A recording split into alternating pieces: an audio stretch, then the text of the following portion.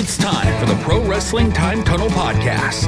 We've got lots and lots of things to talk about and to do today. Covering the territories from the 1940s to the 1990s. It's the best thing going today. Interviewing wrestlers, referees, authors, and other media personalities that have made the sport of professional wrestling great. The cream, yeah. The cream of the crop. And now, here's your host, Tony Richards. Greetings and kind hellos, everyone, from the Richards Ranch in Western Kentucky. This is your host of the Pro Wrestling Time Tunnel Podcast, Tony Richards. And I'm so glad that you decided to join us for another exciting episode of the Pro Wrestling Time Tunnel Podcast. Today is going to be fantastic, and I can't wait to get started. It's going to be a little bit longer, but I think you're going to enjoy it because we're going to be talking about a territory today that we did a show on earlier this year, and I've gotten a lot of feedback from people wanting more and more, so we've got a little bit more for you today on the Gulf Coast territory from 1975. The audio version of our show here at the Pro Wrestling Time Tunnel Podcast is now available on all major platforms where you get podcasts. We now have several of our previous episodes up now that you can download on audio on Apple Podcasts, Spotify, Podcast Addict, Pocket Cast, and many, many others.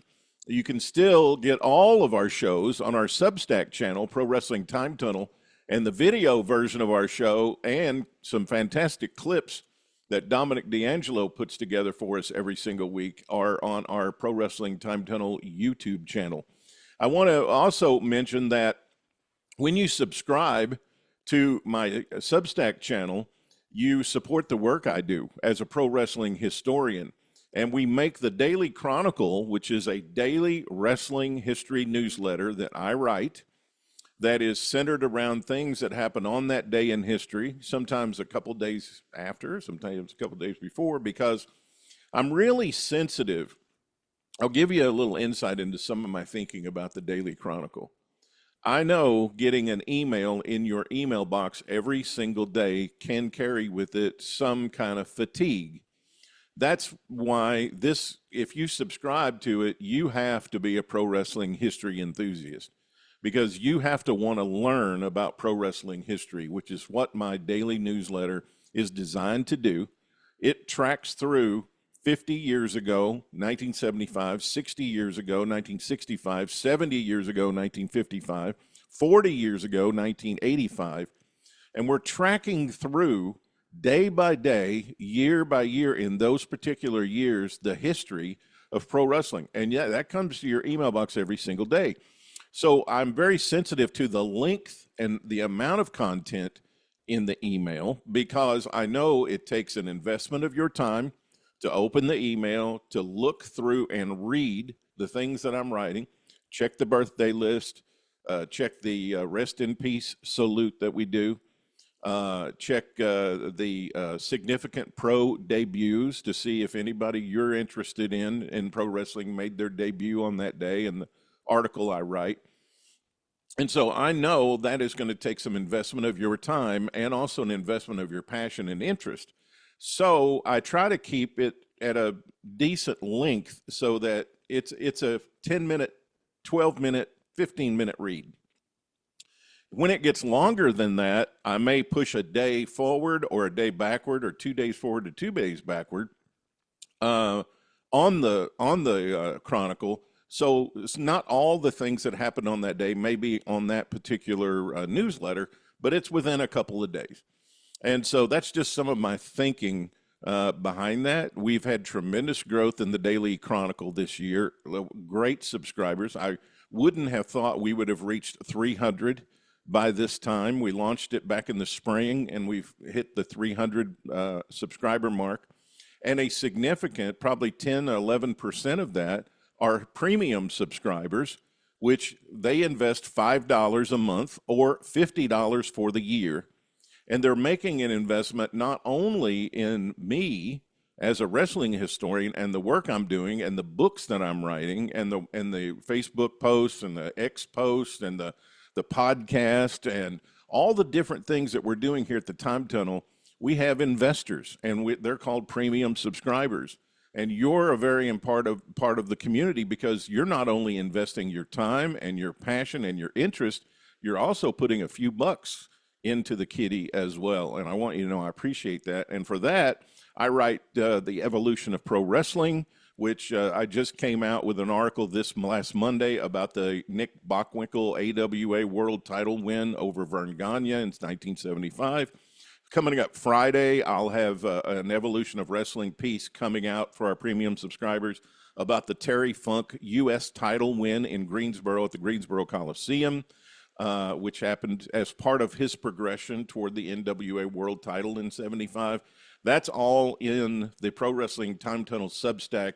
And I just want you to know I appreciate your investment, whatever it is, time, passion, interest, money, all of that. You are part of the team here. So when you turn on the podcast and you hear Steve Gennarelli and you hear Howard Baum and you hear Brian Solomon and you hear Greg Klein and you hear Jerry Oates and Bobby Simmons and my guest today, Michael Norris, when you hear all of these people, they're part of our family here at the Pro Wrestling Time Tunnel, but so are you. I mean, we have great historians that are also sending me things and sending me pieces and sending me reminders and giving me tips and correcting me when I need it. And all of that are all part of this great family that we're building here at the Pro Wrestling Time Tunnel, this community of pro wrestling history enthusiasts. And I want you to know I have a heart full of gratitude for you and an amazing amount of appreciation for your participation and your interest and your help in putting the Pro Wrestling Time Tunnel together. Okay, today on the show, guest back by popular demand, Michael Norris. Michael Norris is a dedicated professional wrestling historian, and you probably don't know this, but Michael had a website that he built for the Gulf Coast Wrestling Territory history that crashed, and he lost everything. He had put all the work for several years into that website, and it crushed his spirit as far as being involved in the history of pro wrestling.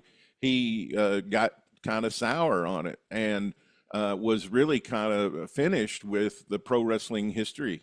And I contacted him, and the first time I contacted him, he wasn't interested at all, and he wasn't too thrilled about, the thought of doing it. But I just was persistent and got him back here. And because Michael Norris is an important pro wrestling history historian that we need to help us continue to put together the story of the Welch family, the story of the Fields family, the story of Gulf Coast Championship Wrestling, because I saw a post the other day on X where someone said, have we discovered everything about pro wrestling that could be discovered in North America? Gosh, no. There is so much more that we have to uncover and to discover. And Michael is an important part of that. He's followed this Gulf Coast territory so closely. It's the territory he grew up in. He became a fan in 1970. Lee Fields was a personal hero of his family and his dad. And so he followed all of that activity all through the 70s. And he spent so much time channeling his passion into preserving the Gulf Coast Championship Wrestling history and the legacy that I want to be a part of that. And I want to encourage him, and I want him to slowly but surely come back here with us and help us discover and talk about it. And so I appreciate him so much coming on the show today and talking about Gulf Coast Championship Wrestling in 1975. And so now I'm welcoming Michael to the Richards Ranch. Let's go to that conversation with Michael Norris and myself right now here on the Pro Wrestling Time Tunnel. Hello again, everybody. Welcome to another Pro Wrestling Time Tunnel podcast. I'm your host, Tony Richards, and tonight here at the Richards Ranch, I'm welcoming my special guest, historian Michael Norris, and we're headed back to the Gulf Coast Territory in 1975 to explore the history of one of the best territories that has ever been in the territory era that a lot of people don't really talk about. And so Michael is an expert in that, and we had great feedback on the first show we had, and I'm really glad that he's back again. Michael, welcome back to the show, man. Well, thanks, Tony. I appreciate you having me back. I apologize to everybody that listened to that other one. We really didn't focus the way Tony wanted to. I kind of took over and was booking his show for him and rambling all over the place. But we're gonna stay focused this time. So we did well. We covered the whole hit. I mean, we covered the history. That was a great introduction of Gulf Coast 101. I'm proud of that show. So I'm glad. I'm glad we did it. Going to expand on that this week and talk a little bit about 1975, but then also I want you to talk about something in the Gulf Coast history that is really important to you from any part of the history of the Gulf Coast territory. And then there's just a few things I want to talk about, but let's talk about just the overview of 1975. I've heard you say before that this is kind of a down year for the territory, right? Well, yeah, it was. Well, it was in the middle of the slow death of the territory. The territory had great years in the 50s when Buddy Fuller still had it. Had great years in the 60s. It kind of overextended when Lee tried to go into Louisiana and was trying to run 3 different territories at one time. But they had a lot of great years through the 60s. During the 60s, the Gulf Coast was kind of like Charlotte was back in the 60s and early 70s, mainly that it was a tag team oriented area. So just expand on that a little bit. So you say Lee was running 3 territories at one time. So that would have been South Alabama, and then Louisiana, and then where would the third one have been? Eastern Alabama, Northwest Florida. Oh, okay. So you had Mobile, Pensacola, you had Louisiana, you had Dothan, Panama City, Quincy. So that was 3 separate things. And it pretty much, even after Lee sold out and moved out of Louisiana and moved back into Mississippi, it was still 3 separate. You had Mississippi Gulf Coast, which was Bob Kelly was booking. That was pretty much under the purveyance of Speedy Hatfield, who was Lee's father. Then you had Mobile, Pensacola, which was probably their 2 largest drawing towns. And then you had Panama City, Dothan, and Quincy, Ozark, Andalusia, that end of it, which was under Rocky McGuire. Mm-hmm. Kelly had Mississippi, had Mobile and Pensacola. But they were all. Go ahead. I'm sorry. Oh, I was just going to say. So in the 60s, you said it was a lot like the Crockett territory in the Carolinas with the tag team. So who were some of the main tag teams back then? Starting in 61, the main heel team was the Mysterious Medics. And this is the original Mysterious Medics. I know it around the same time, Pedro Godoy and Juan Sebastian were using the name Medics in and around Detroit. And for those who are not familiar with wrestling going that far back, or are familiar with the WWF in the early 70s, masked tag team of the Rugged Russians were the same 2 guys, Pedro Godoy and Juan Sebastian. So for a little while in the Goulas Welch territory in Tennessee, I think is one of the few times Jackie Fargo and Lynn Rossi tagged up, and they had a program with the Mysterious Medics too, I think in 65. Now, I'm not sure if that was Tony Gonzalez and Don Lordy or not. That might have been different guys. I mean, might have been. Well, Goulas and Welch in Tennessee were bad about finding anybody that was Spanish and, whose visas that they kept in the office to keep them from leaving the territory and putting masks on them.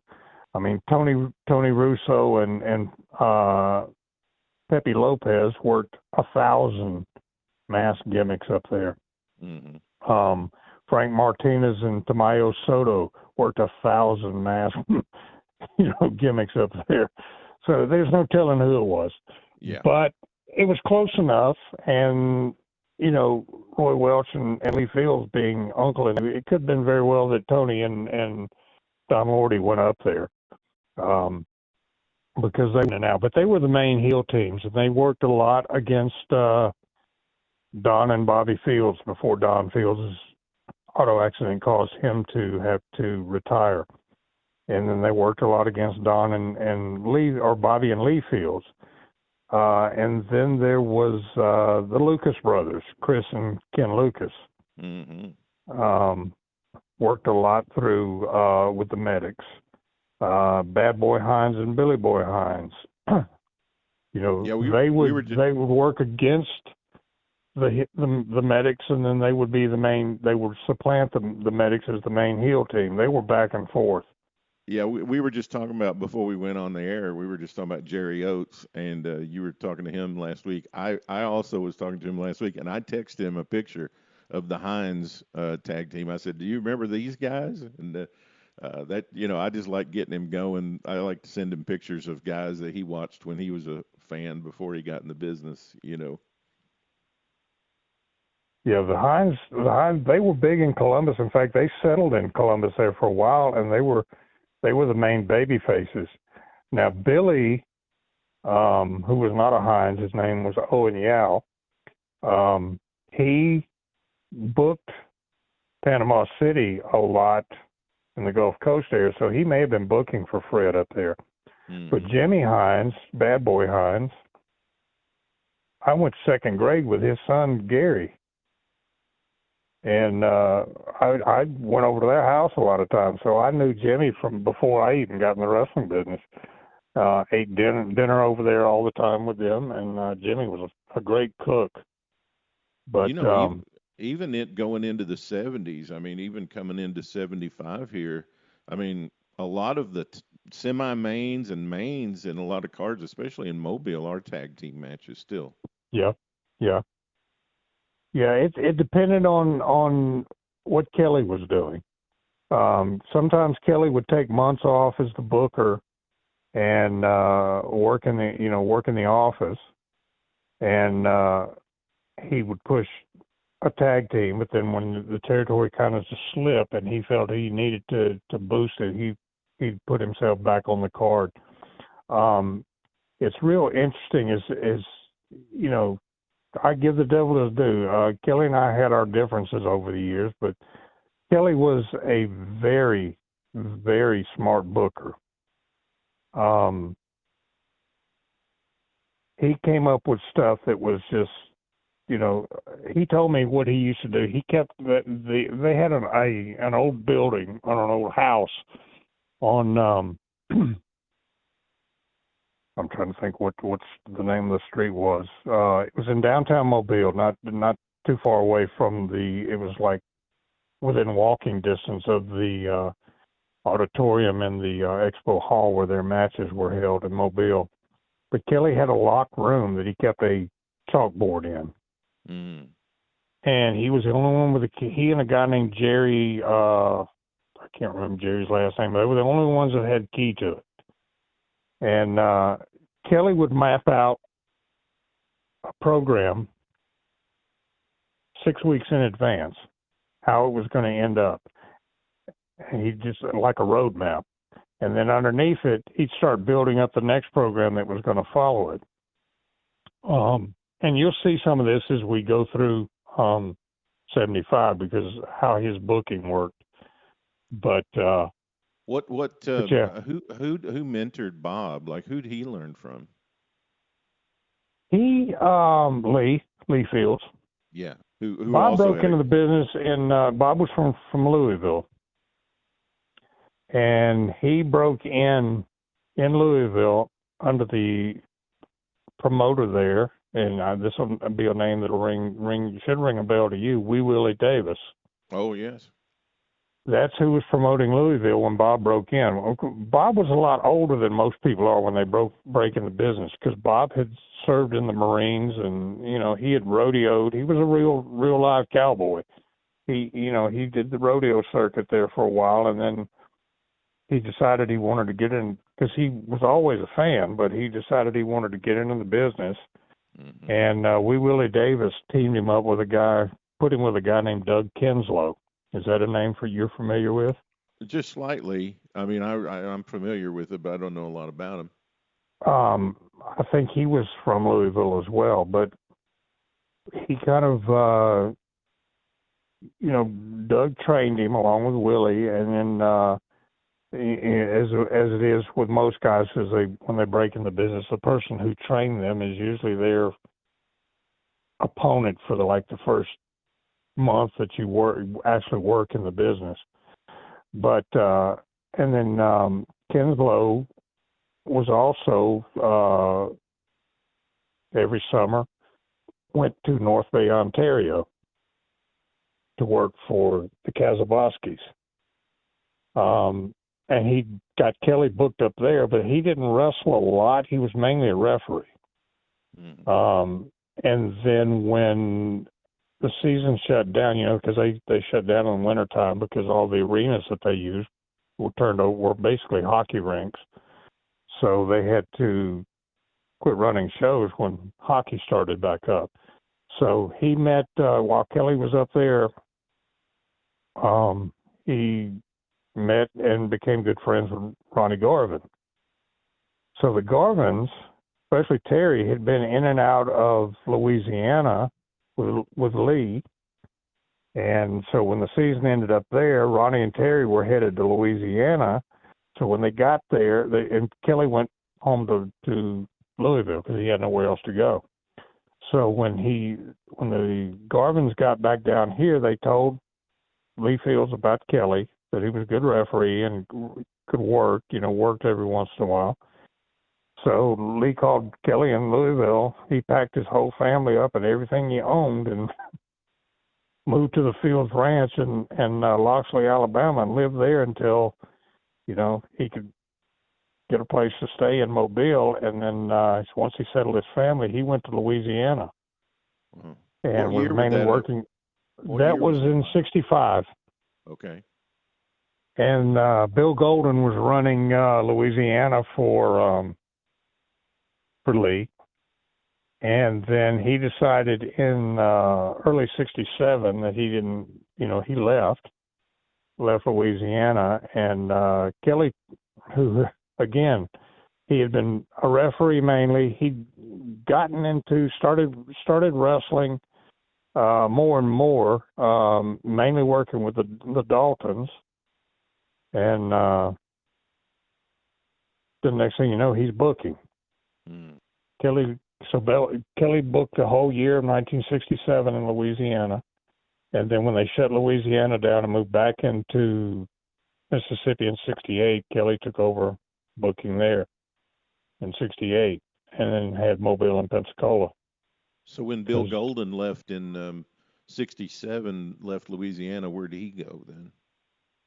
I think he went back up and was running maybe spot shows out of for Nick and Roy in Tennessee. Right. He eventually settled in Montgomery, Alabama, right, and opened up Tri-States, I want to say in '71 or '72.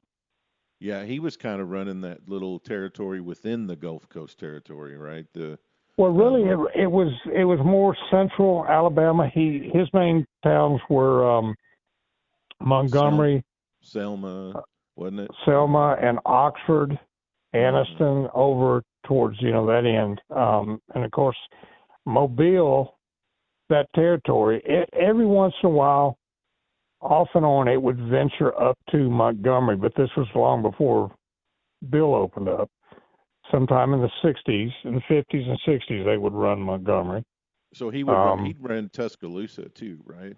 Tuscaloosa, yeah, he ran. And he was getting his talent. He got his talent from Nick and Roy then, right at first. Yeah, that he did, and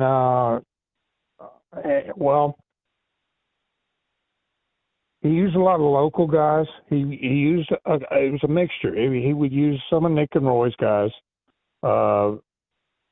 Buddy Wayne kind of settled in Montgomery.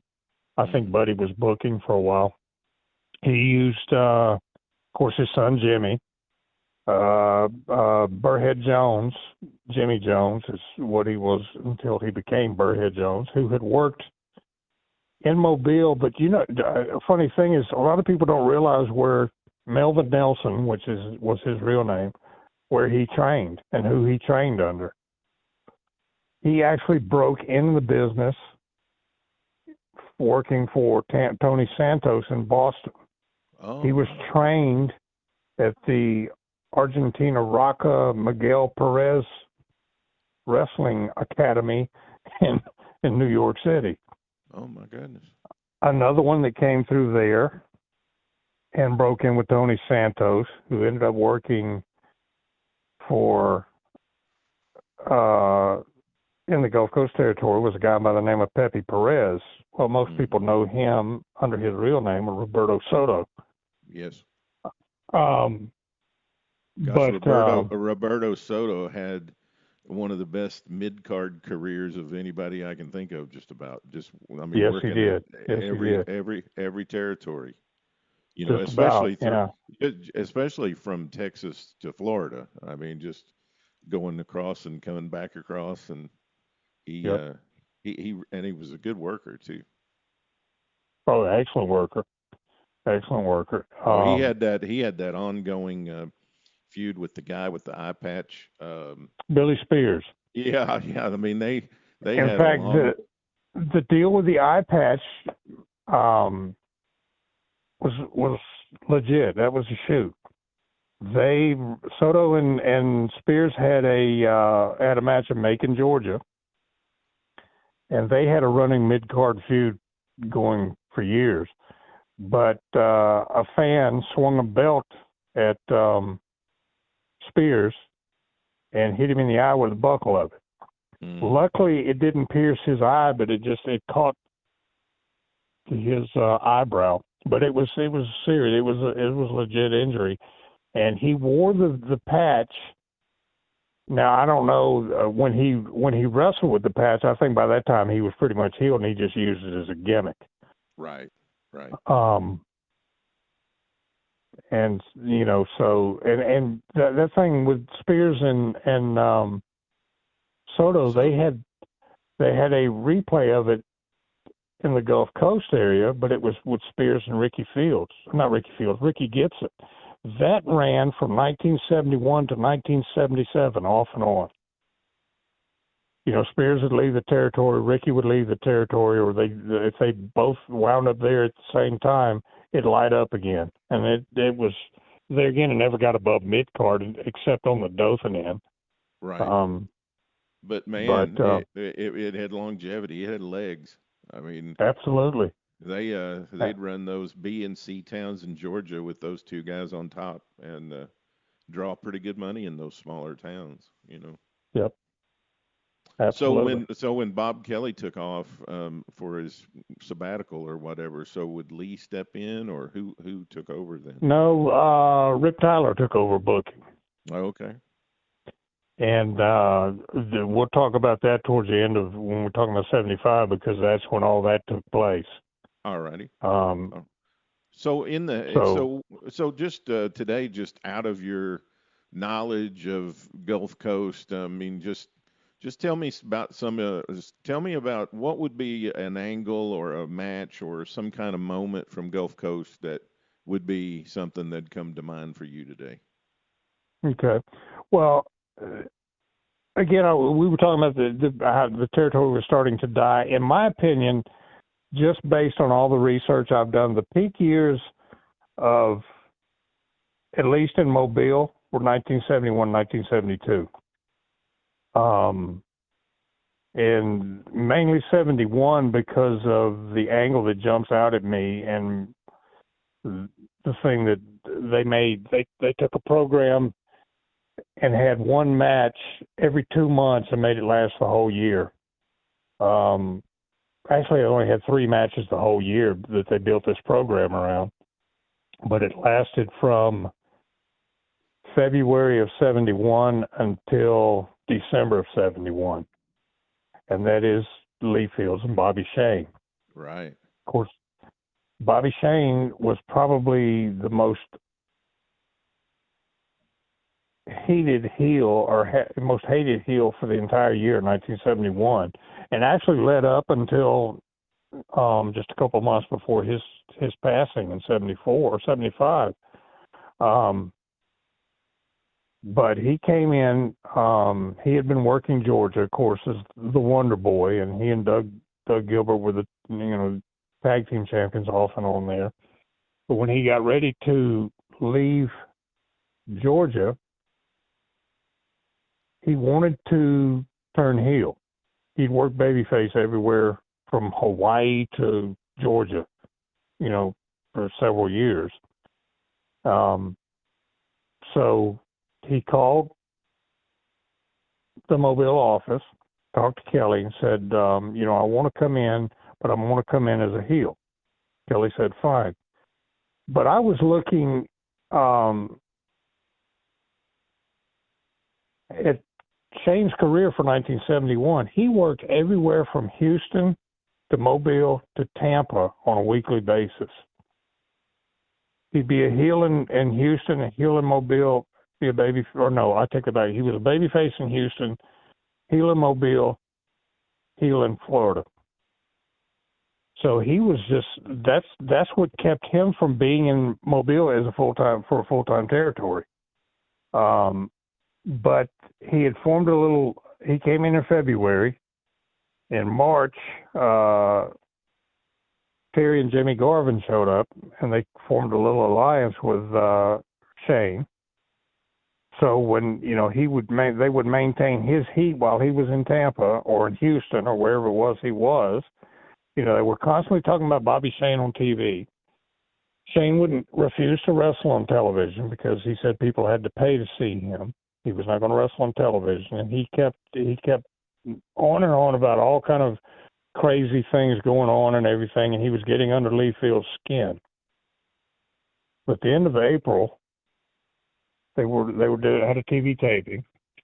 It was one of the few times Shane was actually here, and then instead of them just talking about it, and Lee Fields was talking about some sort of stipulation he was putting on an upcoming match for Shane. Shane walked out and slapped him on television. Oh man! Is that where Lee's kid ran out there? Ricky Fields, who was there at the TV studio in Pensacola that morning when they taped this. Yeah. Ricky he was only 14. He had never been smartened up. He ran out there and bit Bobby on the leg. Oh man! But Lee Fields had not been an active wrestler since 1968. I was going to ask you, how did they present Lee on television? Did he go out there during the studio taping? Did he do tapes from home? Yeah, he would come out. No, he would come out he was always there at the TV studio. He would come out, kind of go over the card. If anything special was happening, if there was a title that was held up or whatever, he was there to explain that. Now, was he kind of the on-screen authority, but Bob was really booking it, or was Lee still involved? Lee owned the territory, and everybody knew that. Everything was presented as, Lee Fields promotion. Of course, Kelly, back in those days, you had to deal with state athletic commissions, which were legit.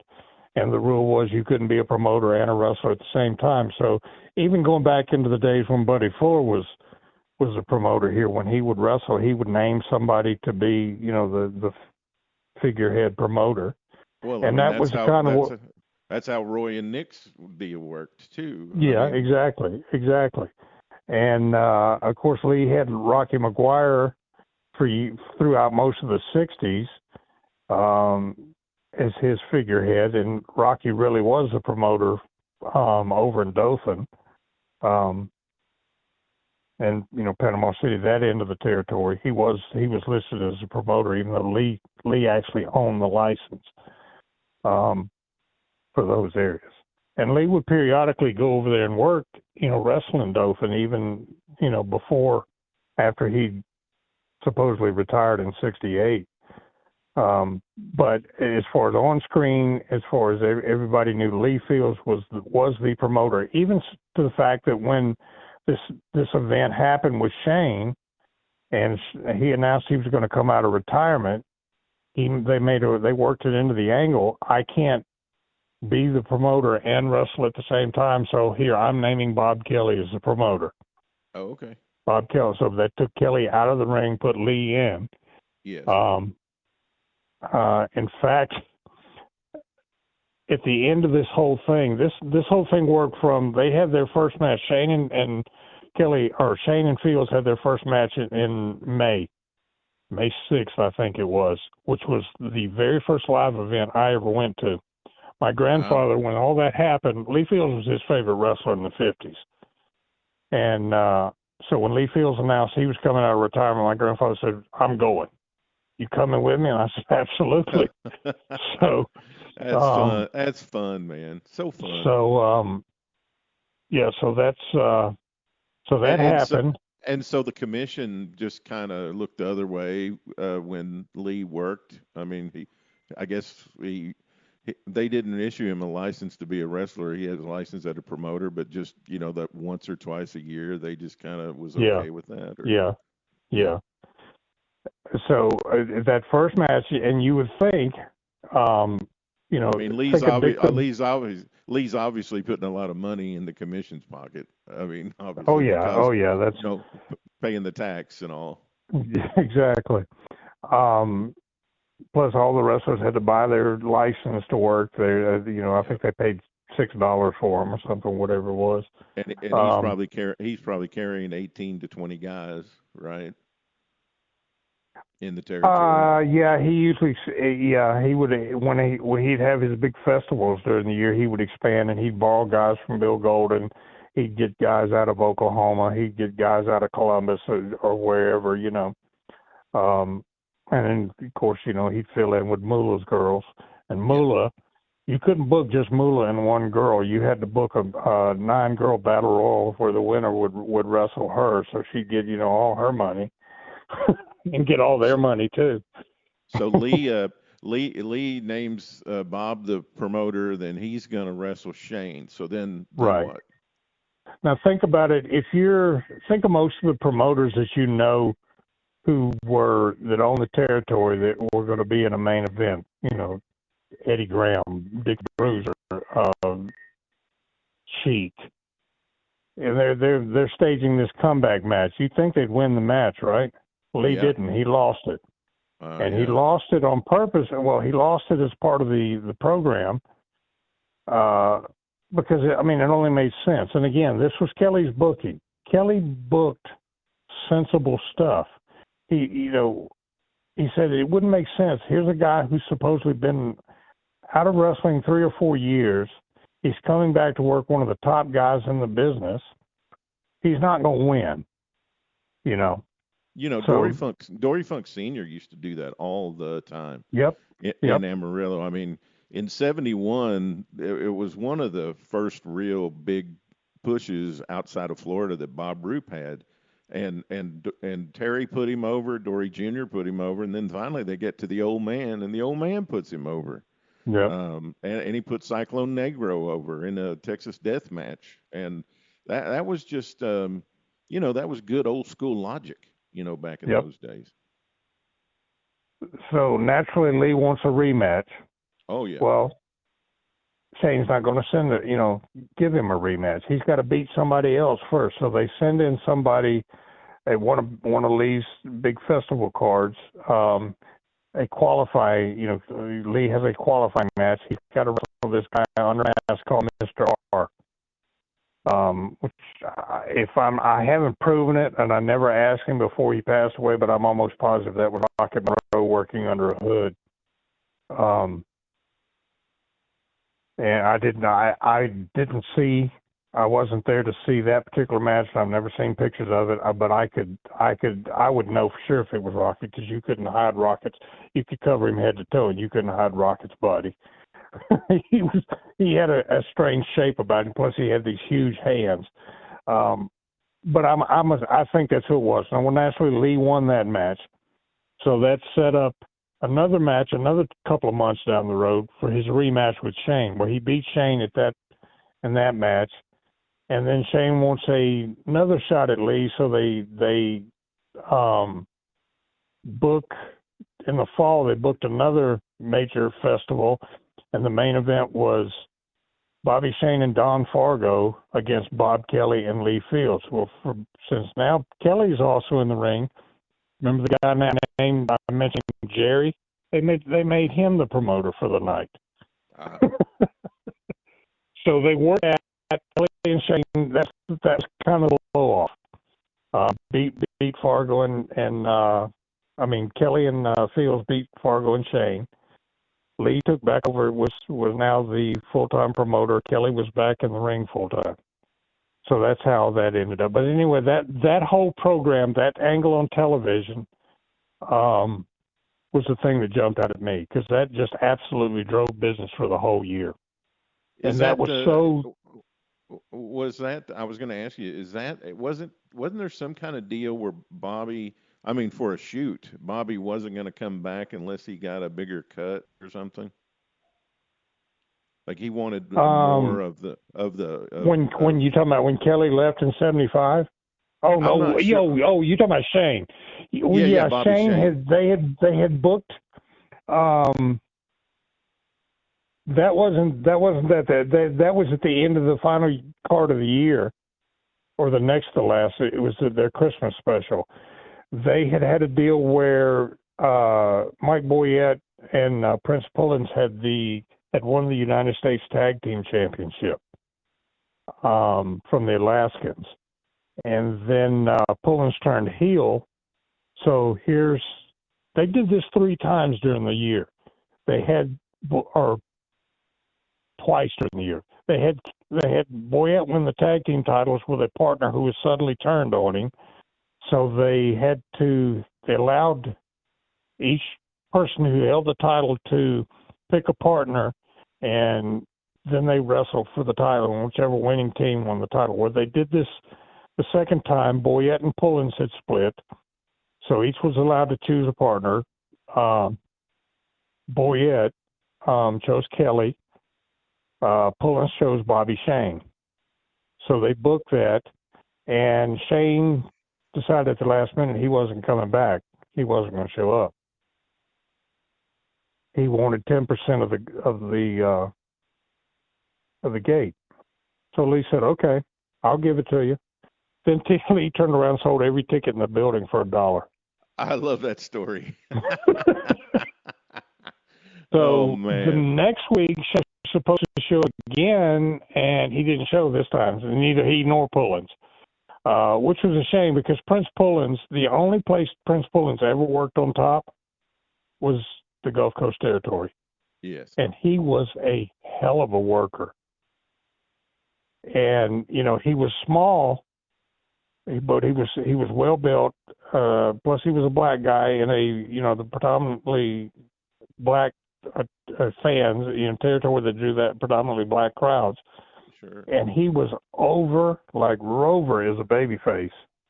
And then when he turned heel, he was twice as hated. And why? But he got homesick for Indianapolis, and went back up there doing jobs for Bruiser. Of course, I don't know what Lee paid him. He probably may have made more money working for Bruiser doing jobs than he did, working on top and Mobile.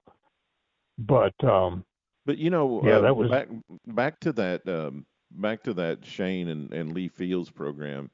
That I try to explain to more modern fans. They're like, well, what was it like back then, or what was so great about it? And that, just listening to you go through the intricacies of that program, not only was everything logical, but guys like Lee Fields, guys like Jerry Jarrett, guys like Leo Garibaldi and Tom Renesto, and they paid attention and George Scott, when he was booking the Carolinas, they paid attention to the little details. They made sure there wasn't anything the fans could say, "Hey, wait a minute, that doesn't make sense." They went to the nth degree to make sure everything was taken care of and covered. And I that's one of the things I love about the territory. Well, the most perfect example of that was, and I know that again we're rambling. We're not on the year. No, we're we good. were. But the year before, what we're going to be talking about, 1974, they had a program with between the Wrestling Pro, which was Leon Baxter, and Ken Mantell. Yes. Ken Mantell being the junior heavyweight champion of the world. He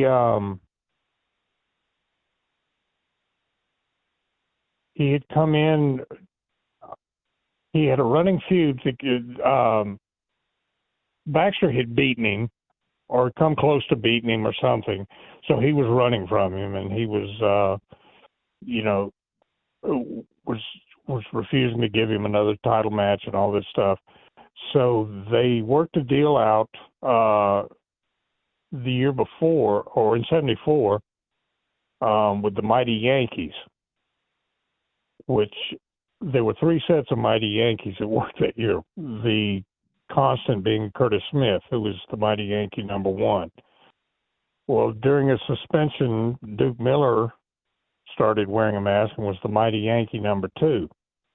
Well, he and Curtis Smith, or mainly he and J.C. Dykes, had a falling out, so he quit and was still wearing the mask, calling himself the Ex-Yankee. And they brought in a Mighty Yankee number 3, which was somebody you're familiar with from the Phil Golden days in Paducah, Bruiser Mike McManus. Yes. He was the Mighty Yankee number 3. Well, during a match between the Ex-Yankee and the Pro against the Mighty Yankees, there was a different Mighty Yankee number 3. He was unmasked during the match, and it was Ken Mantell. Oh, man. He was trying to put the Pro out of action to keep from chasing after his belt. So once again, this is during a period when Kelly was not active again. He was promoting again. Or he was called the matchmaker, kind of like Grizzly Smith was in Mid-South. Yes. So they finally signed another rematch between Baxter and Mantell for the World Junior Heavyweight title. Well, during that match, Mantell unmasked the Pro. Because you didn't see his face, he covered it up with a referee shirt or whatever. So Kelly came out afterwards and said, "Okay, Mantell, you will never wrestle here again. As far as I'm concerned, I don't care about the NWA. I don't care. This man right here, the Wrestling Pro, is the World Junior Heavyweight Champion." They presented him with his own belt, and all this stuff. And they started having every week they had a bounty hunter come in that was supposedly sent by the NWA trying to take this belt off of Baxter. So now Mantell and do away with it. I can't remember for sure, but did they have tapes of Muchnick on the television show? Or did they just have letters from him for these? I don't think. No, they didn't. No, they didn't have anything from Muchnick because. But they brought in Lou Fez. Yeah. Baxter beat him, which everybody was worried. Everybody kept telling Rocky McGuire mainly kept telling Lee, "You're crazy working that angle with Fez. Fez is going to come in here and beat your man, and he's not going to go with the program." Well, he did. Lou did the job. Mm-hmm. They brought in Jerry Briscoe. Jerry Briscoe worked Baxter and Paul as a special, bounty hunter for the NWA. Well, Baxter beat him. They sent Stan Vachon. Baxter beat him. But the point I was coming to with how detailed Kelly did this, the final match, they sent in Iron Mike McCord was coming in. He was, and if the Pro beat him, then Mantell would wrestle him again to unify the titles. Well, they never had McCord even booked. They just billed him. And for those who don't know, Iron Mike McCord later became known as Austin Idol. Yes. This was before the plane crash. So Kelly came out, time for the match. Baxter's in the ring wearing his championship belt. Jack Bitterman, who was the house ring announcer in Mobile, is in the ring. Kelly comes out with a Western Union program, or yet Western Union telegram. He gets on the microphone and reads, this is a Western Union telegram from Mike McCord. I am not going to do the NWA's bidding. I am not going to do Ken Mantell's bidding. I'm not coming to the match. He wads the paper up, throws it out in the audience. I want you to know that was a genuine Western Union telegram. Wow. I don't know if he knew somebody in the Western Union office that he went down there and slipped a $5 bill and had them type that out, or what the deal was. But yeah, the fans dove for it after he threw it out in the crowd so they could read it. I wonder where that is today, man. Wow. No telling. But that's the type of stuff that they did. I mean, they were kayfabed.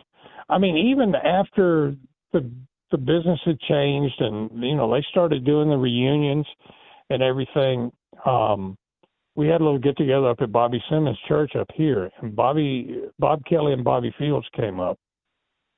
And we were all in Kelly and Fields' hotel room up here in Atlanta, and I was with them, and we were just talking the business. They all knew I had been in the business. I was on their board of directors of the Gulf Coast Reunion. Kelly started talking about something, breaking kayfabe to me, and I'm the only one in the hotel room with him. And Bobby Fields is literally sitting over in the corner shaking. Mm. You could, between the Welches and the Fields, you couldn't get anything out of them, no matter if you'd been in the business 100 years. They were not going to break kayfabe. Right. I don't think any of them, other than Kelly, ever smartened up their wives. No, I don't either. I think Mantell went back to the program and told McGurk. I don't know. But they had the next week, they had the unifying match, and, of course, Mantell beat Baxter. And that belt that was their the Gulf Coast World Junior Heavyweight title ended up being the second version of the Alabama State title. Yeah, right. I don't know whatever became of it either. Yeah, they brought that program over to the McGurk territory, and they worked Ronnie Garvin into it too. And that was a good little deal. I wasn't sure what the whole background to that was, so I appreciate you going through that. That's good booking. Yeah, it was. But anyway, right, let's talk about 1975. All right, sir, go ahead. Where did we live off? June. Let's start at the 1st of June. All right. And we'll go through these town by town each week. The week, of course, 1st of June was a Sunday night. Sunday's week always started on Sunday night in Pensacola. And that was an interesting card. They had 2 opening matches. The very first opening match was Randy Colley, which is a name which a lot of people are familiar with. I just watched the whole shoot. Interview on him. He was very entertaining to listen to. Oh yeah, Randy was a great guy. He did our show too. The thing about Randy was Randy had worked so many places and worked so many gimmicks. He ranked right up there with Don Fargo and Stan Frazier as to how many different gimmicks he worked. It was hard for him to remember where he was and who he was and all that stuff. But Randy wrestled a young man by the name of Ricky Neal. And why they billed this guy as Ricky Neal, I have no idea, because everybody knew it was Ricky Fields. He'd already been wrestling as Ricky Fields.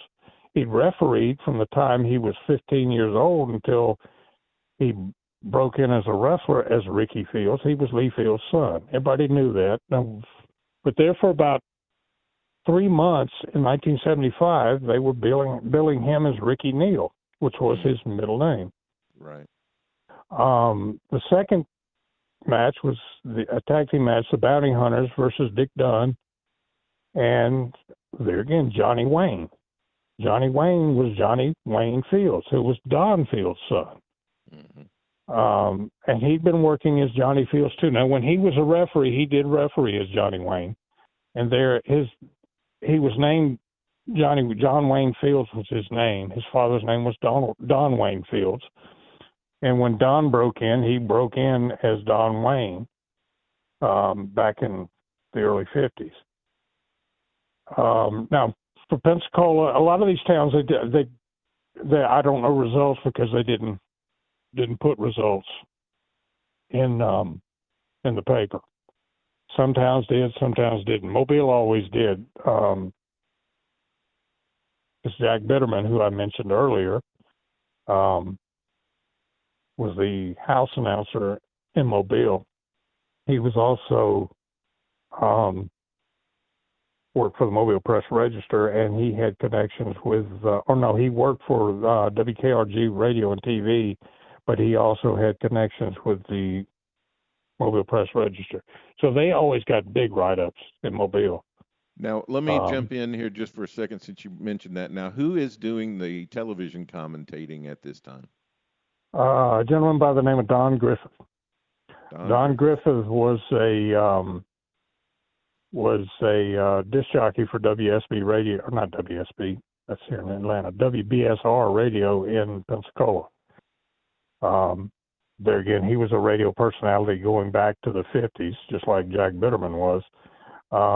There for a spell in 74, Don had some health issues, and they brought in somebody else who knew nothing about wrestling. Don didn't know a whole lot about wrestling, but he was a good commentator. Now, was the Pensacola show different than the Mobile show? Mobile didn't have a show. Didn't have a show. Their TV, okay. They had 3 TVs. They had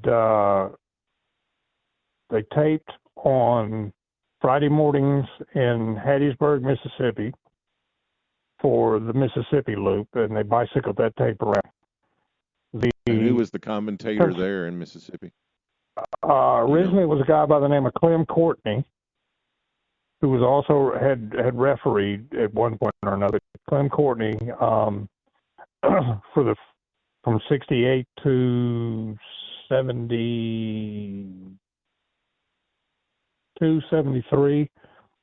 Clem Courtney was the commentator over there. He left, and they brought in a guy named Romeo Sullivan, who was there until they stopped, until everything over on that end pretty much shut down in 76, 77.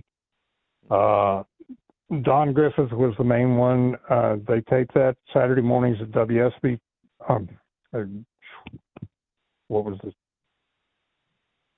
What was the TV station over there? It wasn't WSB. I keep going back to Atlanta TV. I don't remember what it was, but anyway, it'll come to me later. And then you had WATV. WATV was the TV over there. All right. And then you had WATV. No, I'm taking it back. WATV was Hattiesburg. I'm sorry. Okay. But anyway, they taped that at the actual TV studio on Mobile Highway in Pensacola, Florida. Don Griffith was the announcer there for a period of time. I don't remember who the young guy was who they brought in to fill in for him for a few weeks while he was sick. And then Lynn Toney filled in for a time. Lynn Toney was another local Pensacola guy who had a kiddies program. He was called Tony the Tiger, wore a tiger outfit and did that, but he was also a radio personality.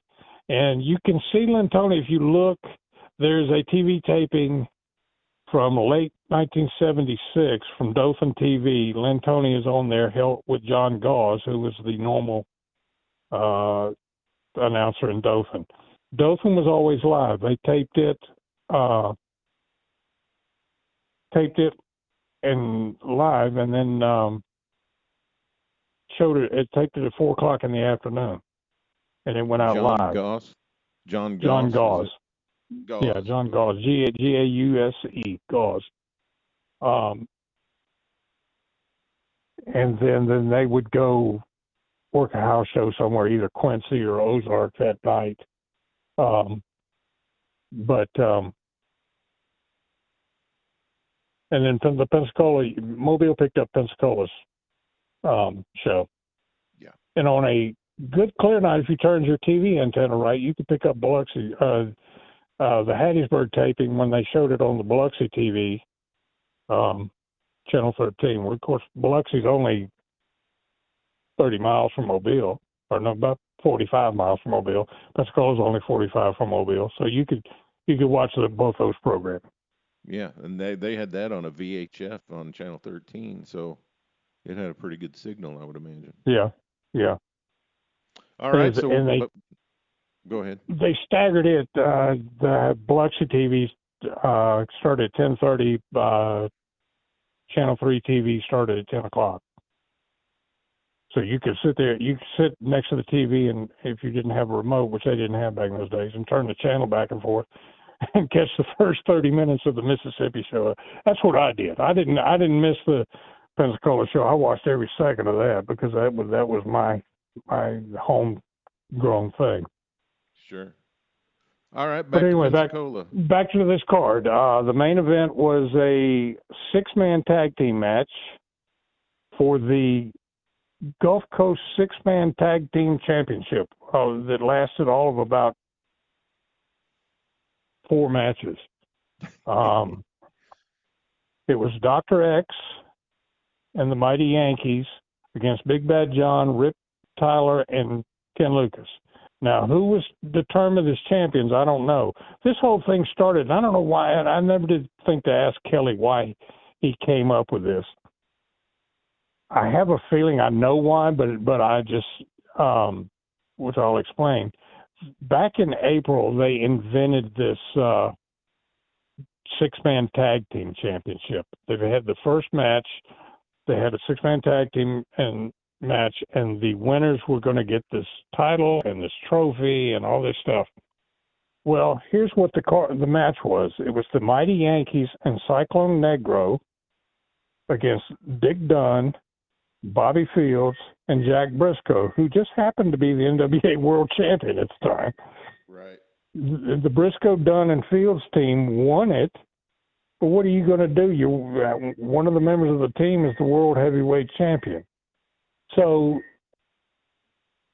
this thing didn't even come in. The thing in April after that happened, it was never mentioned again until in June. This match here.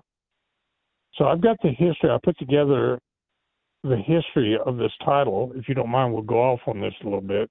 Yeah, sure. The title became inactive until May 25th in Pensacola. The Mighty Yankees and Dr. X defeated Ken Lucas, Rip Tyler, and Big Bad John to claim the title. Then the title was not defended again until July in Pensacola, when Mike York and the Bounty Hunters defeated the Mighty Yankees and the Wrestling Pro to claim the title, and then it went away. That was it. 3 title defenses in 2 cities, and was never heard from again. And did they have belts, a trophy, or what? No, it was supposedly a trophy. I never saw it. They never had it on TV, so I don't know. I've never seen if it was a trophy. It was some trophy that, probably the old brass knuckles trophy that Kelly dug out of the closet in the office. Yeah, some trophy they used before. Yeah. And then after all this was over, they had a special lights out match between Dr. X and Big Bad John. And there again, I don't know the results. And it's a little unusual for Big Bad John to be a babyface, right? No, he was always a babyface in Mobile. Was he? I mean, he was a heel almost every. Yeah, except Florida and Mobile were the only 2 places I know he worked babyface. He had been in 73 as a babyface, and was gone, and then came back in 75. Was still a babyface. And then the next night we jumped to Monday night, and we're in Panama City. Now, Panama City was strange. Sometimes they ran on Monday. Half the year they ran on Monday nights, and then the half the year they switched and run on Thursday nights. Now, why they did that, I don't know. And the building at Pensacola was the Mobile or the Pensacola Municipal Auditorium, which was down on at the end of Canal Street in Pensacola. It was on the bay. It was literally on the bay. In fact, my grandfather worked for a guy named Bill Brown that ran charter boats from that pier. And my grandfather had and this is a different grandfather than the one that took me to the Lee Fields match. This was my father's father, who worked a little trailer, had a little trailer set up right out probably 50 yards from the auditorium there, where he sold charters. I'm sorry, it's getting noisy out there, but he sold tickets to the charter boats and sold bait and candy and drinks and stuff out of this little trailer. And an 8-year-old me, that was the first job I ever had, was working in that trailer for him, running an old-fashioned cash register and booking charters on the charter boats and all that stuff. But anyway, that auditorium was later changed to called the Bayfront Center, and it no longer exists. It was torn down. What'd they draw in Panama City? They probably, I think the capacity of that building over there was about 3,000, and they generally drew between 1,500 and 2,000, depending on how hot the program was. That's awesome. And how did Pensacola draw? That's what I was talking about, was Pensacola. Yeah. Oh, okay. 1,500 to 2,000. Yeah. Now, the Panama City, they wrestled in a skating rink. They called it the Rainbow Gardens, but that was fancy. It was Rainbow Roller Rink. Yeah. I think the capacity of that building when set up for wrestling was about 1,000. I got you. And that's where we are. Go ahead. I'm sorry. I was just thinking they draw probably between, depending on the program, 500, 750 maybe. Yeah. Now, I don't know if it was this year. I think it was in 74. They actually booked Jack Briscoe in this roller rink, and he defended the world title against Duke Miller in a skating rink. The only thing I know worse than that was when Charlie Smith booked Ric Flair to defend the world title at a Quonset hut in Pueblo, Georgia. Oh, my. At the end of a runway at an airport. I thought you were going to say the roller rink in Albany, because I think they used to run there. They used to run there. Yeah, they did. I don't know if they ever booked the world champions in there, but but that's where we are the next night. We're in Panama City at the Rainbow Garden. Now this one I actually do have results. Dynamite Dick Dunn and the Yankee number 3 went to a draw. Ricky Fields and Don Duffy wrestled to a draw. The Fields cousins, Ricky and Johnny, beat Duffy and Yankee 3. See a pattern there? The main event was the Mighty Yankee number 1, which was Curtis Smith. He beat Ken Lucas in a bare knuckles match. And then they had a special lumberjack match where Dick Dunn beat J.C. Dykes, who was the manager of the Mighty Yankees. Right. And the Mighty Yankee number 3 on this card was Mike McManus. So that was on Monday night. Again, this building. Mobile, right? Yeah. This building, I think the roller rink, I think the capacity of that was probably 700, 750, somewhere in there. I don't know. The building's gone, so they later turned it into a flea market. But it was destroyed in the early 2010s. A hurricane, whichever hurricane went through that area, totally destroyed the building. Got any idea what the ticket prices were back then? Hold on a minute. I may be able to tell you. No, they don't have it listed in the ad. But generally, probably this time of year, ringside was probably $3. Amazing. General admission was $1, $1.50. That's amazing. Yeah. I love it. Yeah, I love it. next night in Mobile, Alabama, or as Bob Armstrong used to say, Mobile, if you will. This was at the Expo Hall. The Expo Hall, the capacity of the Expo Hall was, I just read that. I've been doing some research. They tore it down last year. They tore the Mobile Municipal Auditorium, which became the Civic Center, tore all that down. They wiped it all out. It was the Municipal Auditorium, which it was later named the Mobile Civic Center. It was built in 1964. And one of the very first events they had in that was a wrestling card, which the main event was Lee Fields versus Dick the Bruiser.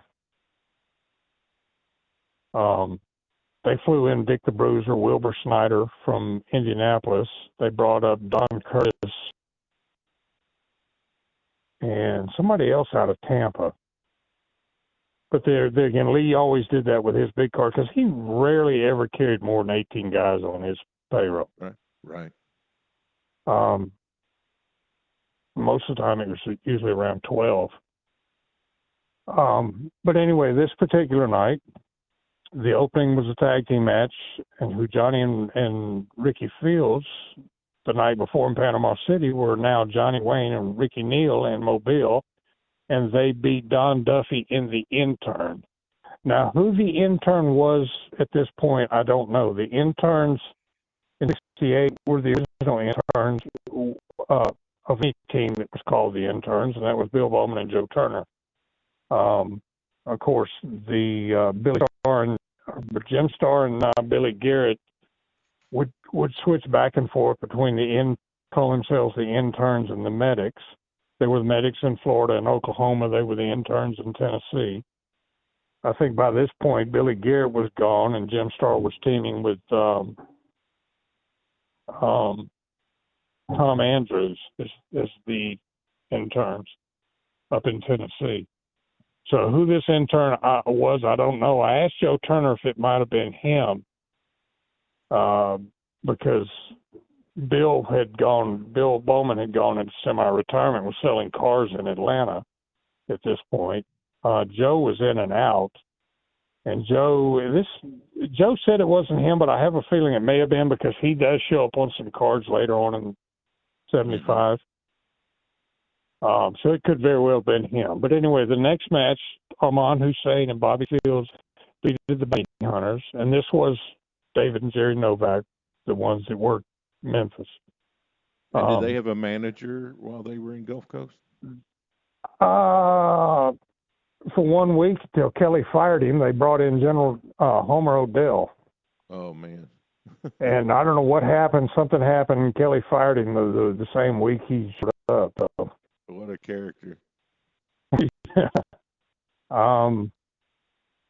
The next match after that was a feature bout. Ken Lucas beat Dr. X, and this Dr. X was Red Osborne, who was Double X in AWA, and then was Dr. X for McGurk, who was former NWA World Junior Heavyweight Champion. And then the main event was Rip Tyler and Big Bad John defending the Gulf Coast Tag Team Champions against the Yankees, and the Yankees won and won the tag team title. So that was Mobile. I couldn't find anywhere Wednesday night. They didn't run anywhere Wednesday nights in Mississippi or anywhere else. Wednesday at one point was Mobile until 73. Tuesday was Pascagoula. Kelly switched it to Tuesday in Mobile and killed Pascagoula, which was Bobby Hill's step. He said Bobby didn't speak to him for a week after that happened. The hometown of Plowboy Frazier. Yep, the hometown of Plowboy Frazier. He was always billed as the Pascagoula Plowboy over there. But so the next night, I take it back. Thursday night was the next night when Hattiesburg, Mississippi. at the Wade Kennedy Arena. Now, that sounds fancy, doesn't it? That was actually an auction barn out in the middle of a neighborhood where they had dirt floors and they usually auctioned off cattle and sheep and stuff in there. Did they put a tarp down or anything? Or no, it was a dirt floor. Same with the Houston County Farm Center in Dothan. It was a dirt floor. So they just put I the hated ring working on in that top building. They put the ring just on the dirt floor? Yeah. And you hope they didn't have any kind of animal show in there within a couple of days after that, because that dirt would be all churned up. You step out of that ring and you sink up to your ankles in that loose dirt. Oh man. But fortunate, a lot of guys just didn't turn ankles and get hurt. Yeah, I hated working in that building because you'd have on nice clean boots and stuff. You'd get thrown out of the ring and slide for a mile, hitting that dirt. In Hattiesburg, again, now this was Kelly booked all of Mississippi, so this was his town. This was a double main event. They had a semifinal and a double main event. They didn't have any opening matches.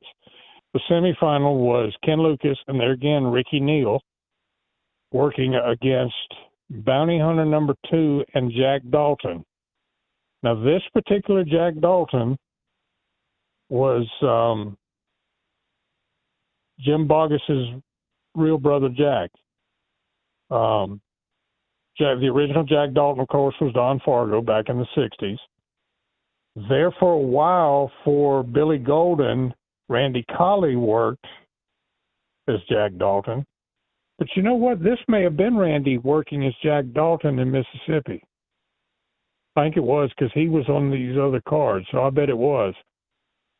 This was Bounty Hunter number 2, which it was Jerry Novak, the bigger of the two. And I'm going to say Jack Dalton here was Randy Colley, even though the second set of Daltons that worked in 70 and 71 were Jim Dalton and his real-life brother Jack, who also worked in Paducah as Jim and Jack Dalton for Bill Golden. Absolutely. They showed up at Kentucky Territory one time, which was a little amusement park down at Kentucky Lake. And had their manager, Colonel Maxie York. That's it. So again, I have no results, so I can just tell you what the card was. The first match of the double main event was 3 matches in 1 with no referee. The first match was a Texas rules match, Cowboy Bob Kelly versus the Bounty Hunter number 1, which was David Novak. The second match, again, was Bob Kelly versus the Bounty Hunter number 1, was 5 2-minute rounds of boxing, judged by 3 people from the crowd. Oh, my gosh. The third match was an English rules match, which was, again, by rounds, judged by people in the crowd, and that, again, was Bob Kelly versus the Bounty Hunter number 3. This was, again, some of Kelly's inventive booking. Yeah. And then the second match, the final match of the double main event was Big Bad John versus Dr. X. That was on Thursday night. Friday night, we moved to Dothan and the beautiful Houston County Farm Center. There we had, again, no results. Rick Tyler versus Jim White was the opening match. Dandy Jack Donovan and Dirty Don Duffy versus the Fields cousins, Ricky and Johnny, second match. The Wrestling Pro versus the Yankee number 3. And then the semifinal was an Alabama championship match. Dick Dunn, who was the champion, defending his title against J.C. Dykes. Oh, man. Then the main event was Ken Lucas versus Yankee number 1. The Yankee number 1, Curtis Smith, if there was a masked masked heel, and other than the wrestling pro who went back and forth, he was a babyface sometimes, a heel other times. But if there was a mask like the Blue Yankee, the Spoiler, the Mighty Yankee, and back again to the Challenger, and then back again to the Blue Yankee, it was always Curtis Smith. Curtis Smith was the only guy I knew from the business who never worked without a mask. He said he told me he had one or two matches at the very beginning of his career without a mask. And the rest of the time he was either one of J.C. Dykes' Infernos with his brother Rocky, or he was in Mobile territory under a hood of some part or another. And from 1974 on, his usual partner, and if he was working with a partner, was usually Mike McManus. And they were just in Mobile alone, they were the Mighty Yankees, they were the Challengers, and I think they did a shot there as the Interns, but they were the interns, version of the Interns that went out to L.A. with J.C. Dykes and held the America's Championship out there, and that was the final version of J.C. Dykes' Inferno. So Mike and Curtis were together for 4 years, I think, Smitty said. But anyway, you were going to ask me something about this card? I was going to ask you about Wade Kennedy Arena and Farm Center. They're both dirt floors, but what did each one of those capacity-wise? Wade Kennedy, I think, probably held 500 people. Like I said, this was literally a metal barn out in the middle of a neighborhood. It had a very small. I think the seating capacity was like 500, and they had parking places for maybe 60 people. And a lot of bleachers, probably, right? No, I'm talking about the parking lot. Yeah, a lot of bleachers, but most of the crowd there came from their houses and walked there because it was literally in the middle of a neighborhood. I was just thinking it was a livestock sale situation. It was in this field in the middle of a neighborhood, with a small parking lot and this big tin barn. Probably a year or so before they tore it down, I went over there with Kelly, and Kelly had not wrestled in that building. Let's see, this was probably 2006, 2007. Kelly hadn't been there since 76, so 30 years. People were coming out of their house. It's Cowboy Bob Kelly. How awesome and running is up that? to us, standing in this parking lot. And so far, every building that I have mentioned, with the exception of the Farm Center, no longer exists. And the Farm Center in Dothan, Houston County Farm Center. It's still there. I was there when I was with the circus in 2011 and 2012. We held the circus set up in the parking lot of the Farm Center. At that time, it was owned by Homeland Security. I've recently read they're doing something to renovate it now. Here within the last year, I think I read something about that. So it's still standing. It's the only one of all the regular buildings that they worked, as far as I know, that is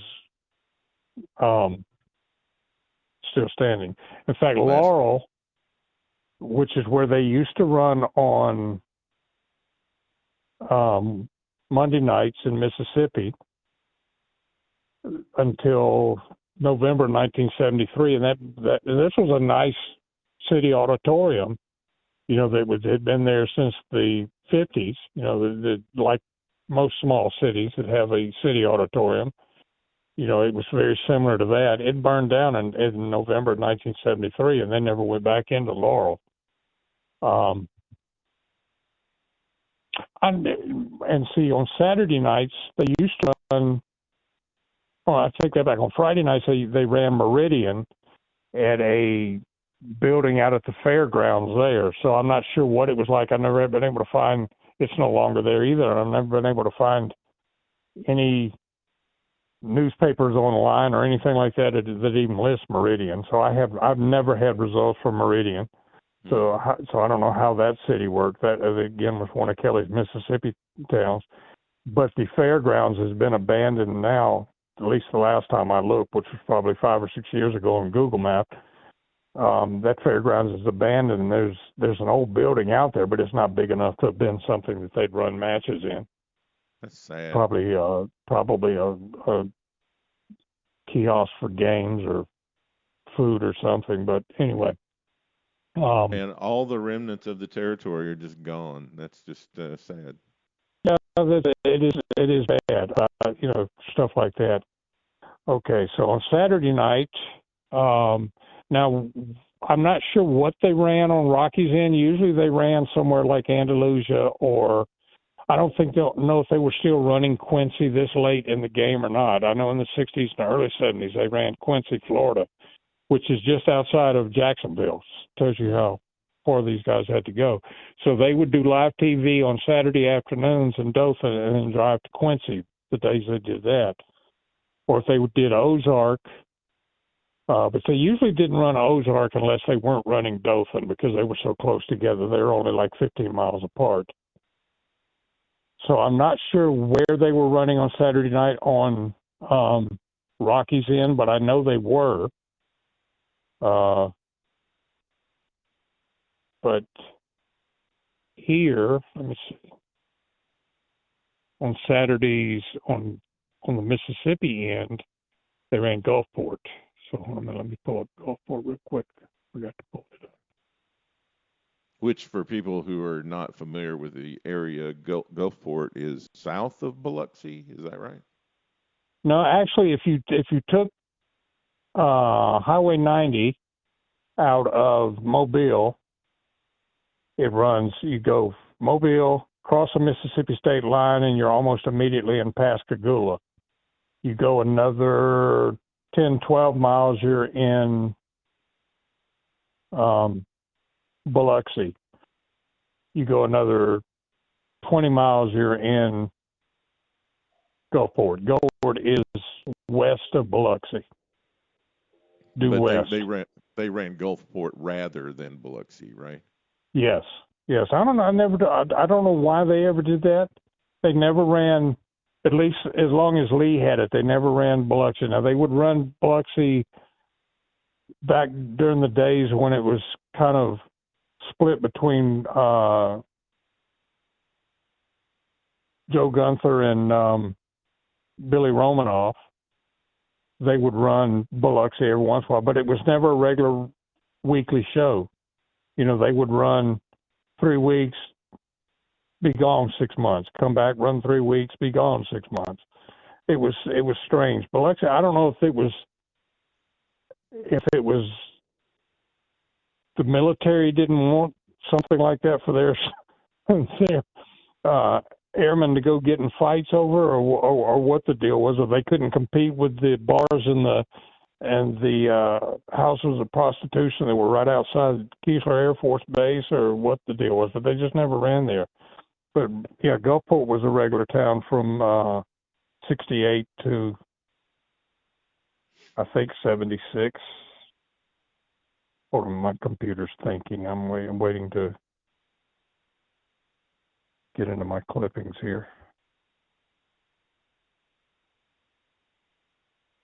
And there again, they ran Pascagoula, and Pascagoula was no further from Gulfport than Pensacola was from Mobile. They didn't worry about it. They had fans that would drive, and in both cases to go all the matches. That's another thing that Lee had his bookers do smart that most people didn't.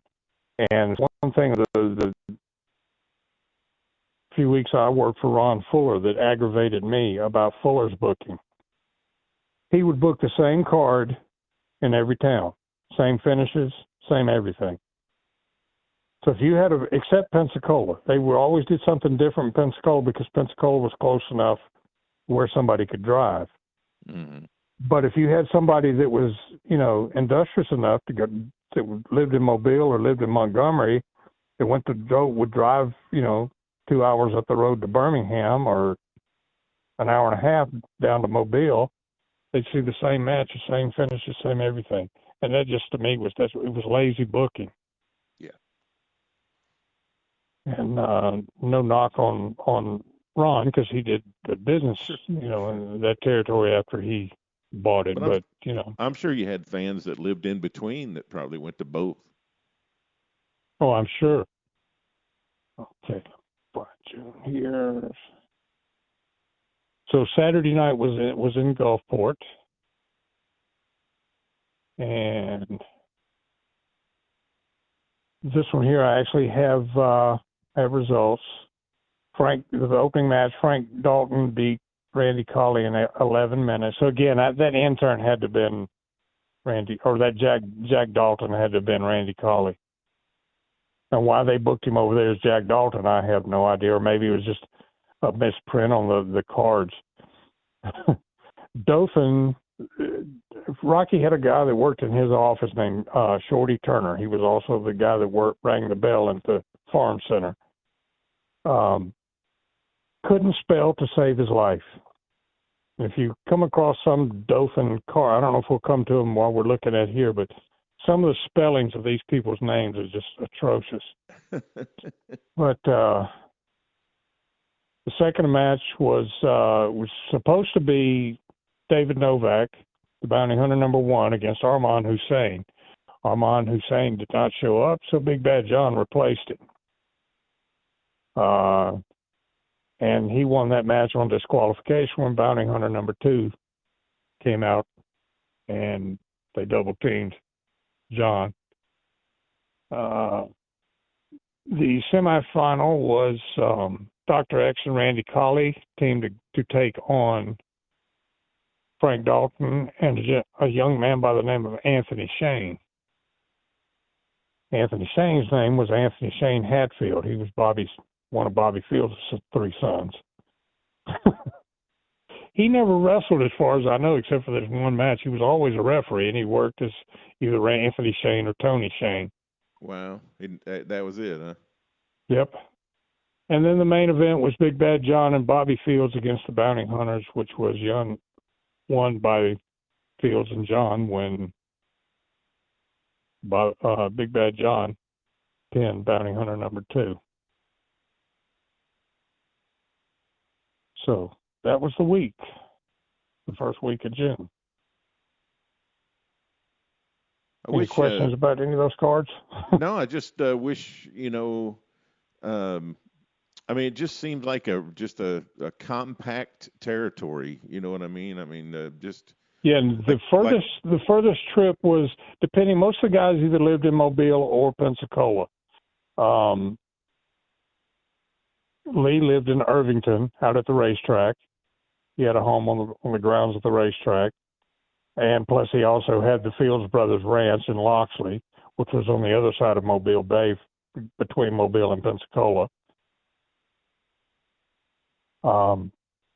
Kelly lived in Mobile. Most of the boys lived in Pensacola. I know Lucas lived over there. Eddie Sullivan, Rip Tyler lived over there. Boyette lived over there. So that's where most of the boys I can see where a lot of these guys just kept coming back to it, like Ken Lucas, he just homesteaded. Yeah, he pretty much. The trips were short. You were home every night if you chose to be. The only one that you may not have been, some of the guys would, when they go do Dothan TV, they'd get a hotel room in Dothan, and especially if they went to Quincy, rather than drive all the way back to Pensacola, they'd come back to Dothan, spend the night there, and then go to wherever they would then go on to Pensacola to do Pensacola Sunday night. Now, the building that they ran in Gulfport was called the JC Sports Center. It was also on the fairgrounds, Now, I don't think this building exists anymore either, because I worked in Gulfport for a year. And I drove around and I never could find a sports center on 30th Avenue in Gulfport. So I'm assuming it was torn down as well. I mean, these guys are working every night, 7 nights a week, but it's such a short trip. Exactly. The only night that you had off was like Wednesday.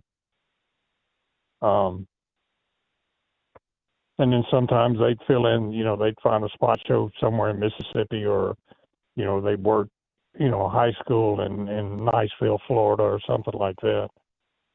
So you have any idea how business was during this June 75 month? Well, basically, considering most of the guys hung around all year and didn't go somewhere else, they must have been paying decently. Mm-hmm. So they must have been drawing decently. Now, I know the minimum, I think Kelly told me the minimum that they would pay guys, regardless of showing up, just if you showed up, they paid you, it was either 25 or 35. Mm-hmm. And it didn't change much, because in 81, when I worked for Fuller, the minimum was 45. So that's 6 years later, so it didn't change much. Right. I think the Atlanta area, the minimum was 60 or 65. That's just for showing up. But you weren't driving the Tennessee territory, and you weren't driving Amarillo, and Bill Bowman and Joe Turner used to tell horror stories about in the 60s working, because they had live TV everywhere. Right. They had live TV in Huntsville. They had live TV in Birmingham, which they taped at midnight. They had live TV in Nashville. So they were all over the place. Chattanooga, they had live TV. Yep. So I can't imagine. I cannot imagine. I tried to map it out on a map once, and my gosh. That's crazy. why they had, they had a heel team that was over under mask. They'd have 4 or 5 different guys, or 6 or 8 different guys working under those same masks in different towns, calling themselves whatever, the Blue Infernos, the Red Infernos, the Green Assassins, or whatever. I found an article in 75 that said that they had television in 18 markets. Of course, some of those by 75 were syndicated. Yeah. They were still doing television in Nashville. They were still doing television in Chattanooga. They were still doing television in Birmingham. And they had stopped doing the television in Louisville and just doing the Memphis, show. So they still had about 5 towns where they did television, and then they sent it out of those 5 towns, they sent out to 18 different markets, but they had 150 guys on the roster in 75. And I don't know if by 75, if the tri-states area of Bristol, yeah, that had gone to Ron, I think, by then, wasn't it? Yeah, I think Fuller had it by that time. Bo James would be your man there, but at one point when Ron Wright and Whitey Caldwell were over that, it was the Johnson City, Bristol. What was the other one? The main one? Kingsport. Kingsport. They would venture over into West Virginia. Mm-hmm. So, that whole Tennessee thing, I mean, and maybe that's where Lee got it, how to divide up the Gulf Coast, because Tennessee was that way. I mean, you had the Memphis end, you had Tennessee, you had Nashville, you had John Kazana had his whole thing down there around Knoxville. You had Don Barnes, or I think was the guy's name that had Kingsport. Mickey Barnes, yeah, Mickey Barnes. But they were all there in cahoots together anyway. But they drew most of their talent from except for the guys that homesteaded in Kingsport, Kazana and Memphis, were all using, Mid-South booking, which was Roy and Nick's guys. Right. And that all went on. When did Jerry split it off? In 74? 77. 75? 77. Was it late? Okay. Yeah. Okay. March of 77. March of 77 is when they split. But when they bought Memphis in 1956, Sam Avey and Sam Mushnick had been booking it, and when they bought Memphis, they almost got a whole another territory. I mean, they got, Arkansas from that. They got, and then they got a whole nother. Yeah, because they continued up until, I guess, when Lawler and Jared had it. They were still running Jonesboro, Arkansas. Right. They were running Evansville, Indiana. I mean, it's just, there again, those fingers of Roy Welch, that's why what you were talking about, wanting a reason for him to be in the Observer Hall of Fame. God, his influence went everywhere. I think all the states that he was at least had some, piece of the pie in. Yes, and the thing I was working on for a case study for it to put out on my Substack, it's 4 generations. I mean, he had amazing legacy, through 4 different generations that kept wrestling going throughout the South. It's amazing.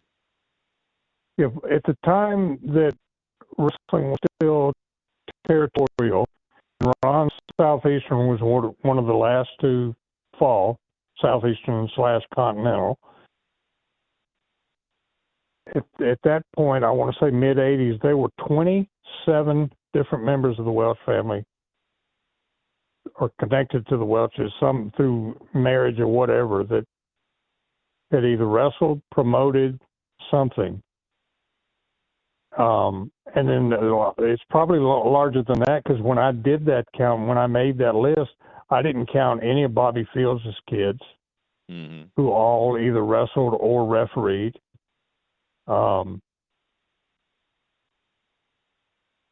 Just from the 4 brothers. You mind talking about this, or you want to continue on with 74? What do you? No, from the 4 brothers. Yeah. Roy, of course, was the oldest. Albert, who wrestled under the name Jack Welch, he was the next oldest. Then Herb, then Lester. Roy's son, Buddy Welch, or Edward Welch, became Buddy Fuller. He wrestled. His 2 sons wrestled. Jack's son Doyle wrestled for a while. Jack's sister-in-law wrestled. You'll see her various places is billed as either Joanne Welch, Joanne Phillips, or JoJo Welch. Mm-hmm. She wrestled. Then there was Herb. No, Doyle was Herb's son. I'm sorry, it wasn't Jack's son. Doyle was Herb's son. He wrestled. Lester's 2 sons, Lester Jr., which was Jackie, and Roy Lee wrestled. The sister, the 4 brothers' sister, Ruby, married Speedy Hatfield.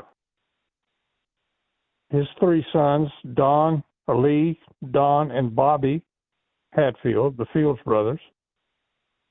Lee's son, Ricky. Don's son, John.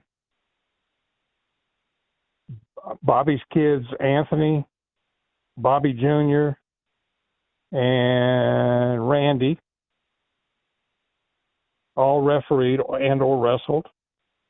Don's Fields' brother-in-law, Buddy Carson, wrestled as Marshall Fields and refereed as Buddy Carson.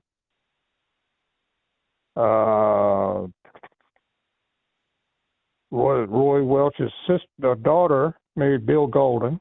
Yeah, that was Ruby, right? That was Ruby. Yeah. What was I don't remember what. I said Ruby was married to Speedy, but what? Ruby was Bill Golden's. See, without a road map, I can't tell all this stuff. But Ruby was married to Bill Golden. Bill Golden, of course, promoted, refereed, even got in the ring every once in a while. His brother Phil ran Paducah, and I still say, and will say to my dying day, that whole thing over there in Paducah was a setup between Roy Welch and Saul Weingroff to put squeeze on Nick Goulas to make him sweat. Ever since you told me that, I can't get it out of my head because it just makes total sense. And the reason I say that is because Roy did the same thing in '67. He had Lee come up and run Nashville for a month. The night after the Hippodrome car, or I think at that time they'd already built the arena. Yeah. The arena out on the fairgrounds arena out, and Lee was running the Hippodrome either the night before or the night after Goulas was running. And Skip Wetchen's the one that clued me in on it. He said Roy used to do that stuff. He said all those Welches had twisted senses of humor. Roy really didn't like Goulas all that much. I don't know, even though their partnership lasted forever and was successful, I think. Well, I just read an interview with Bunk Harris. And so Roy first came up here to Paducah in 1932. And he met up with the guy here named Hot Gillum. And George Harris says that when Roy first had the idea to do the first territory, which would have just been Dyersburg and Paducah, and he didn't go to Nashville till 1940. So he was putting together the little, first little circuit. And he offered the partnership for the territory to Hot Gillum. And Hot turned him down. And so then a couple years later, close to 1939 or so, Hot Gillum shows up at Roy's office in Dyersburg and says, well, here's some money. I'm ready to buy into the territory now. And he said, well, you're too late. I just made a deal with Nick Goulas. So I think that was in '39 because Goulas, from what I understand, because I never met Nick Goulas, had a conversation with Nick Goulas, just from talking to all the boys. Goulas was a referee somewhere along the line. And the reason, once he bought in with Roy and was put into power, the reason he was so tyrannical was to all the boys and treated all the boys the way he did was when he was a referee, whatever boys he'd ride with, they'd make him ride in the floorboard and put their feet on him. And so he always carried that grudge, and his famous thing, I'll have you farting through silk, boy. Come work for me. Yeah, I'll make you a millionaire. Was that when he worked for Jordan in Alabama, Chris Jordan? It could be, because I know that's where he started. He was from Birmingham. The Goulas family, and there were three brothers that there was Nick, Gus, Alex, and I want to say there was another one that dabbled in the wrestling business. The others, Nick was the only one that stayed in it pretty much full time. The others would promote here and there and here and there, but it was always, working with Roy and Nick. But he was either in with Jordan or Joe Gunther. But they all owned a string of restaurants, Greek restaurants, based in Birmingham. In fact, I don't know if it's still there. There was a Goulas' restaurant in Mobile for 100 years. I don't know which one of them ran it, or if it was any of the Alex, Gus, or I know Nick didn't do it because he was living in Nashville. But but that's where their money came from. He had him in Tampa in 1940, 41, something like that, and they just started the work in Nashville in 1940. So I think that's where Nick came in. Sounds about right, yeah. But Hot came back ready to buy in, and Roy said, yeah, well, and he ended up promoting somewhere because I've seen Hot Gillam's name listed somewhere as a promoter back around that time frame. Yeah, well, he kept running Paducah. I mean, he ran Paducah till 1949 or 50, something like that. And now I mentioned Speedy Hatfield earlier, who was Roy's son-in-law. He was the Jonesboro promoter for years before they opened the Gulf Coast. And by the way, Roy's sister's name was Bonnie. Bonnie Bond, yeah, Miss Bond. She made all their jackets. Those two-tone. If you look at pictures of the '70s of the Fuller Brothers or Jimmy Golden, Roy Lee Welch, Bond made all their jackets. You know what's amazing to me? Yeah, you know what's amazing to me is there's that picture of the three of the Welch brothers, Herb and Roy and Lester, walking to the ring. They all got cowboy hats on. Mm-hmm. And the first thing I noticed was no pads, no knee pads, no elbow pads. Nope. Oh, no. Even when I broke in '79, guys would look at you funny if you showed up with knee pads. What's the matter, boy? And then the other thing too, the other thing too is, and I know you've got a particular name for these people that worked for them for so long that are not family, but they are family. You know what I mean? Oh, the Branch Welches, yeah. Bunk Harris, you mentioned him. Bunk Harris was definitely a Branch Welch because he was from Dyersburg. Yep, and out in West Texas, where Roy broke into the business with Cal Farley and Dutch Mantell, there are two other guys out there. One of them was the Green Shadow, Pat Malone. Pat Malone, Pie Face, yeah. Yep, and the other was Charlie Carr. Mm-hmm. Charlie Carr, when I was talking about Kelly, when Kelly came from Canada through, Louisville and ended up staying on the Fields Ranch, one of the first things he did was Don Fields, who was probably the biggest ribber out of all the Fields brothers. He said, he told Kelly, he said, I want to see how you do. He said, let's try you out a little bit. He said, see that old drunk up in the ring up there? Get up in the ring and see what you can do with that old drunk. They had a ring set up on the ranch. It was Charlie Carr. Mm-hmm. Charlie Carr broke all three of the Fields brothers in. He broke Buddy Fuller in. He helped break Ron and Robert in. He broke in Bill Bowman and Joe Turner. Because at one point he was living downtown Mobile at the YMCA. He split his time between the Field Ranch and there. And Bill Bowman's father was the manager of the YMCA in Mobile, the downtown YMCA.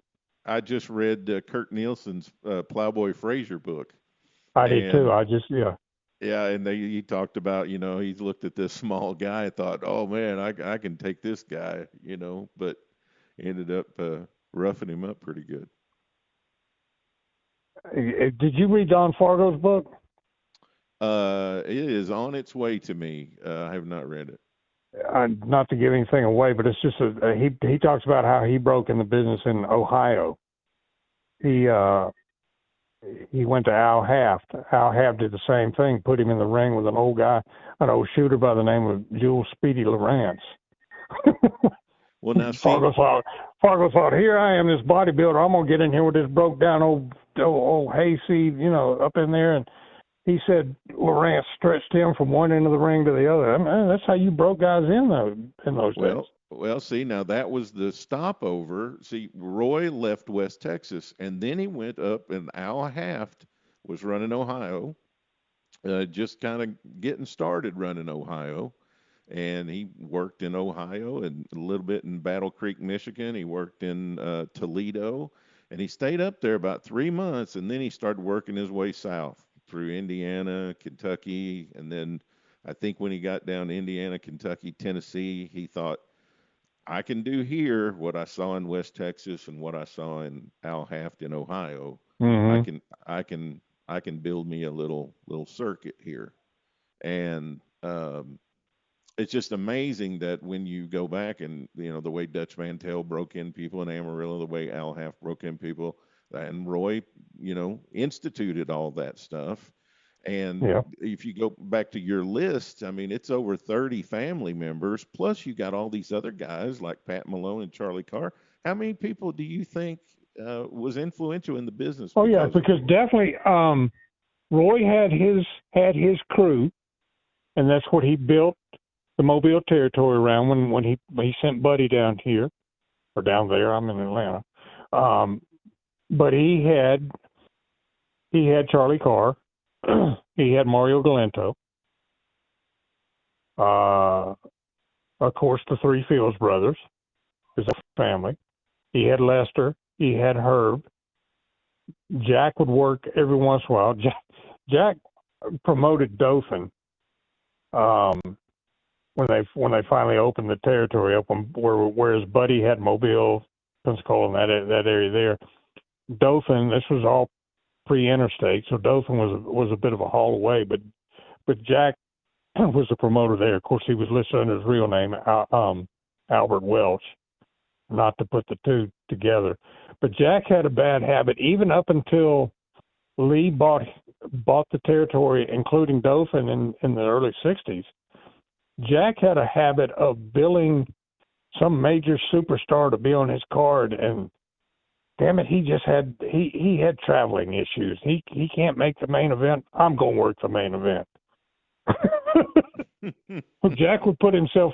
He'd bill Fred Blassie to work Bunk Harris, and main event time came and Freddie wasn't there. So Jack said, "I'll get it in wrestling." That's great. I Uh, love that. But yeah, and then yeah, and then all the somebody needs to brothers. write a book about that family. Yeah, yeah. Well, it's on my, dream list to do, but I got two books I got to finish first. But I just cannot. I want to see Roy get in the Hall of Fame, and the problem is now that you've got so many modern voters that they just don't have any idea how influential this guy was. I mean, he Well, affected the but he affected the wrestling business in ways that people can't even understand anymore. oh, absolutely, absolutely.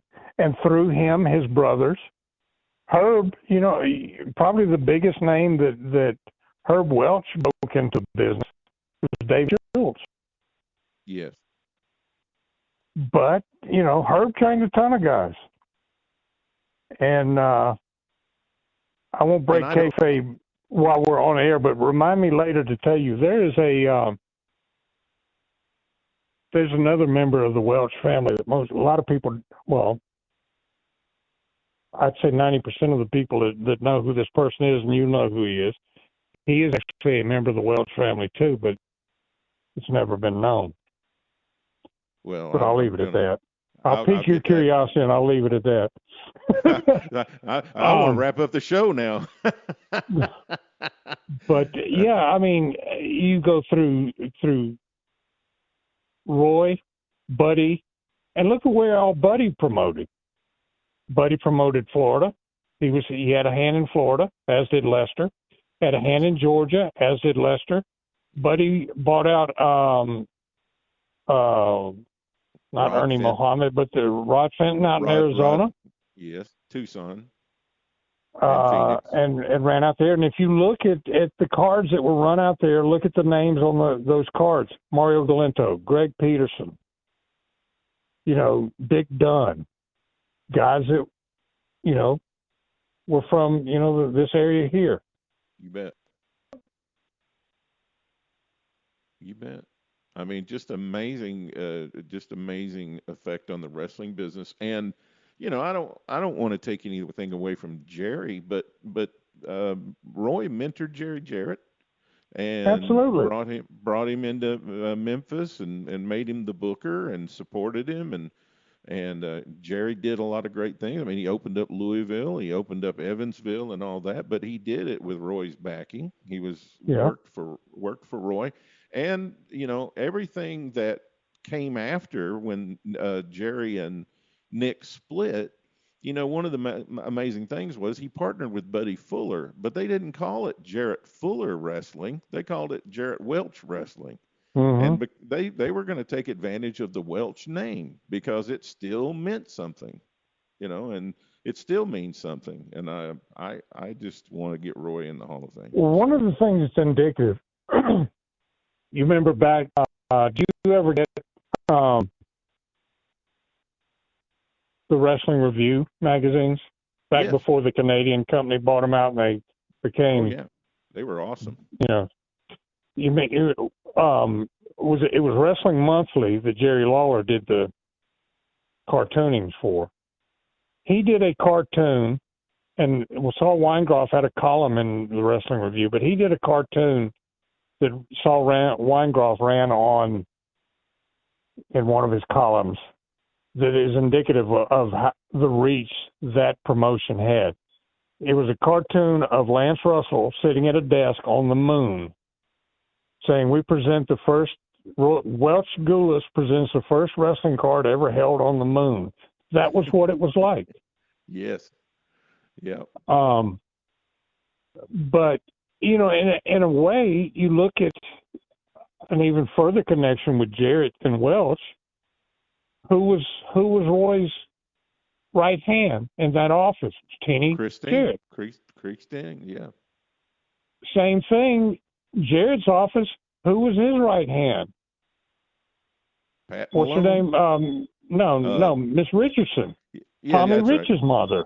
That's right. Yeah. So there you go. You throw Tommy Rich in there as a branch Welch. And I'm sorry for this noise. There's a dump truck backing up across the street over here. You're all right. Yep. Tommy Rich, brought Bill Dundee to this country. Yep. Bill Dundee and George Barnes. It's just fascinating. And going back to the Florida thing, and a lot of people don't connect Florida with them, but back there in 40, from 40 to 45, 46, somewhere around there, good 5 or 6 years. I mean, they promoted in Tampa, and Saul Weingroff promoted Daytona Beach, Mm-hmm. and they had a little crew down there. I don't know. Yeah, you had a guy by the name of Pat O'Hara ran Miami. Yes, that's right. And I don't know exactly why they didn't want to stay there, but they eventually got out for Cowboy Luttrell. But a lot of that has to do with, and I learned this from talking to Skippy Wetchen about why Lee didn't stay in Louisiana.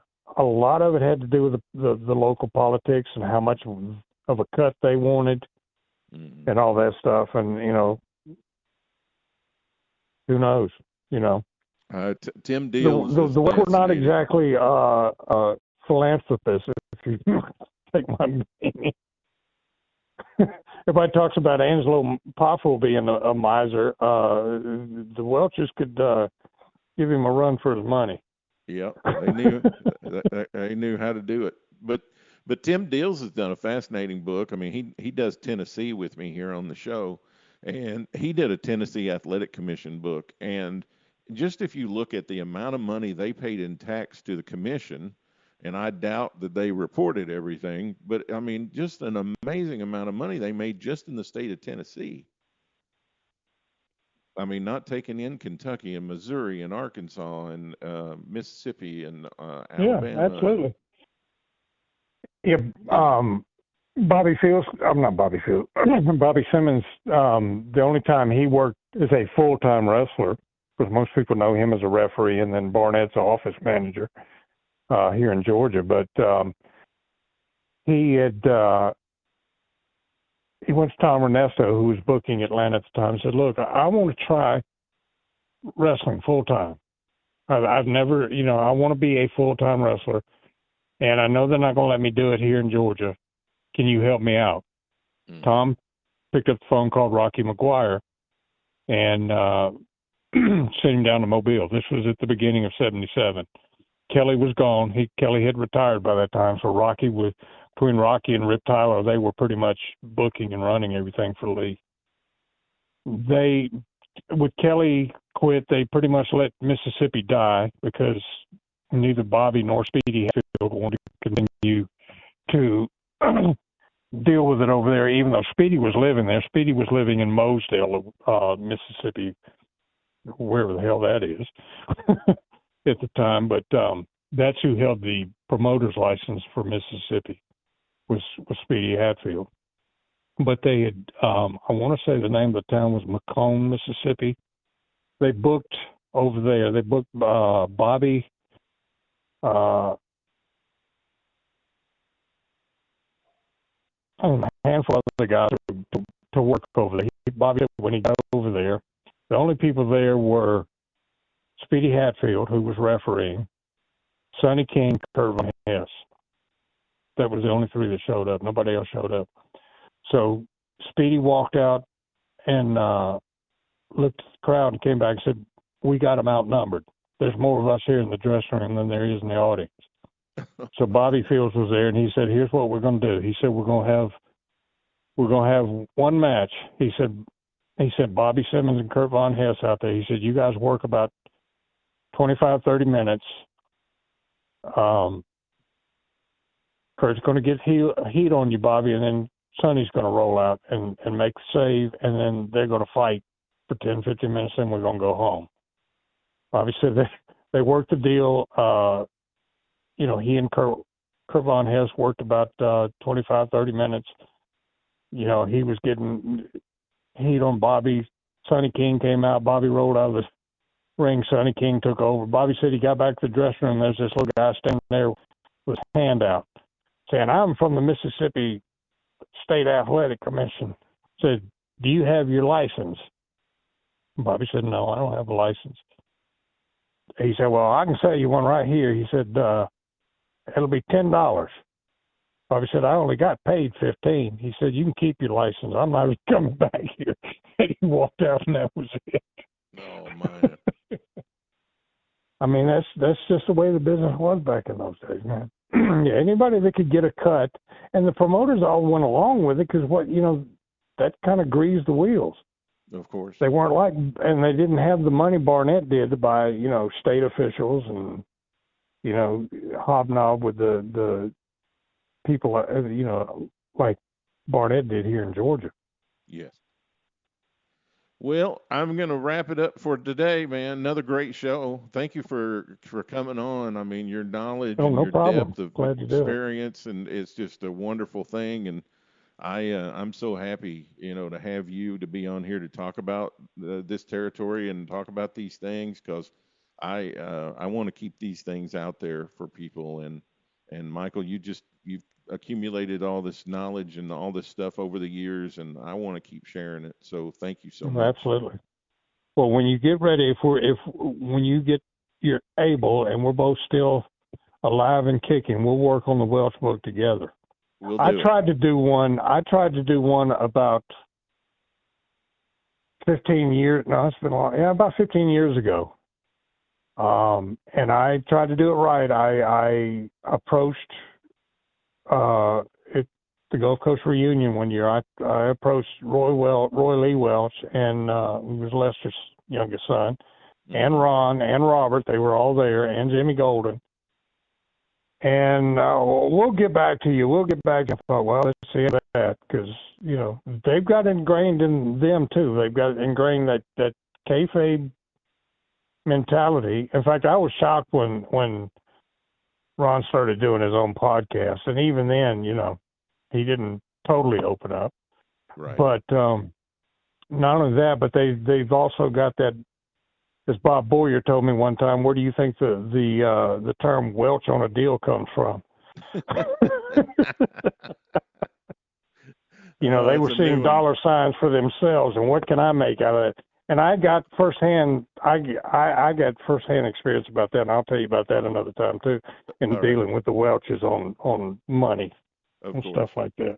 Well, when I finish, and I, if I can get this Funk book done, and I can get at least the Barnett book about halfway done, we'll start on the next one. So, but that got me all excited. That'll get me energized to get these other two done, so we can get to this. Well, I'm glad you're doing a book on Jim Barnett, because Bobby Simmons and I have said for years somebody needs to do one on him, because there again, if he's not in the Hall of Fame, he needs to be.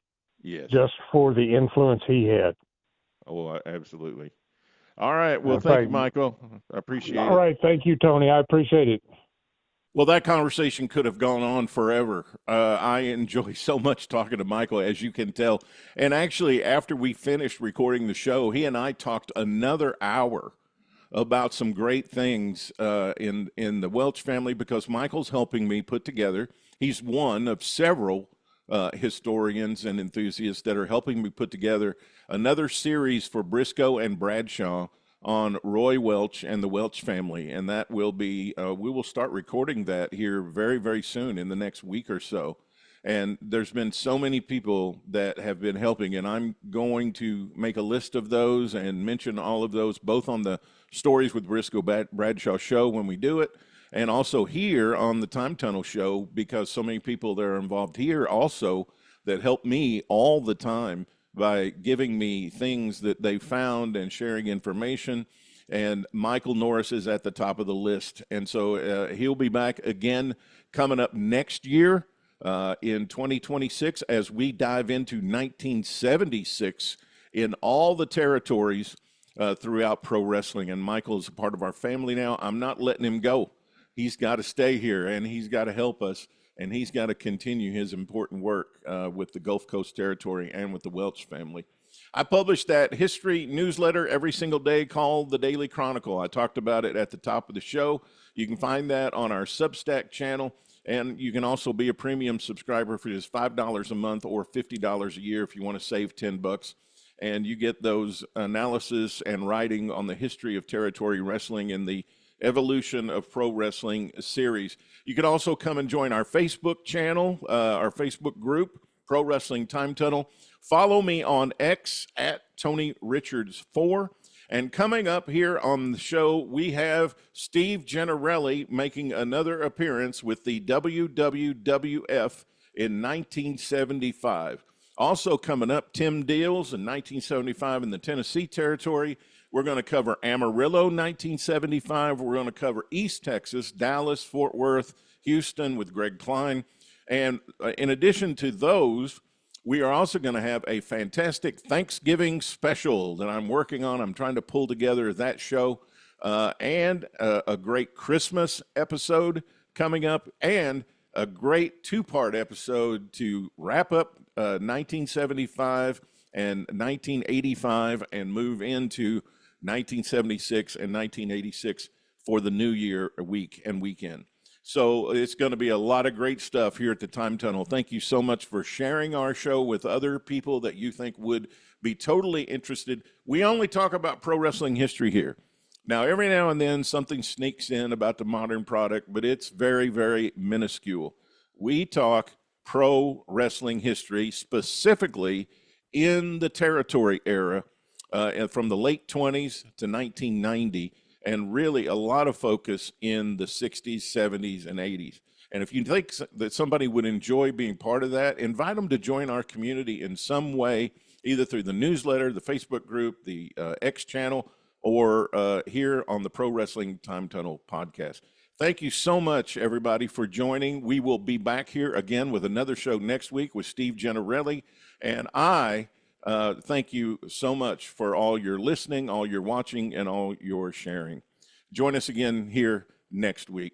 This is Tony Richards, your host, reminding you, and you know what I always say, if you want better neighbors, and at a time like this in a culture of our country, we need to remember this. If you want better neighbors, just be a better neighbor. Just be better to everyone, and they'll be better to you. So long from the Richards Ranch in Western Kentucky. This is Tony Richards saying bye-bye from the Bluegrass State.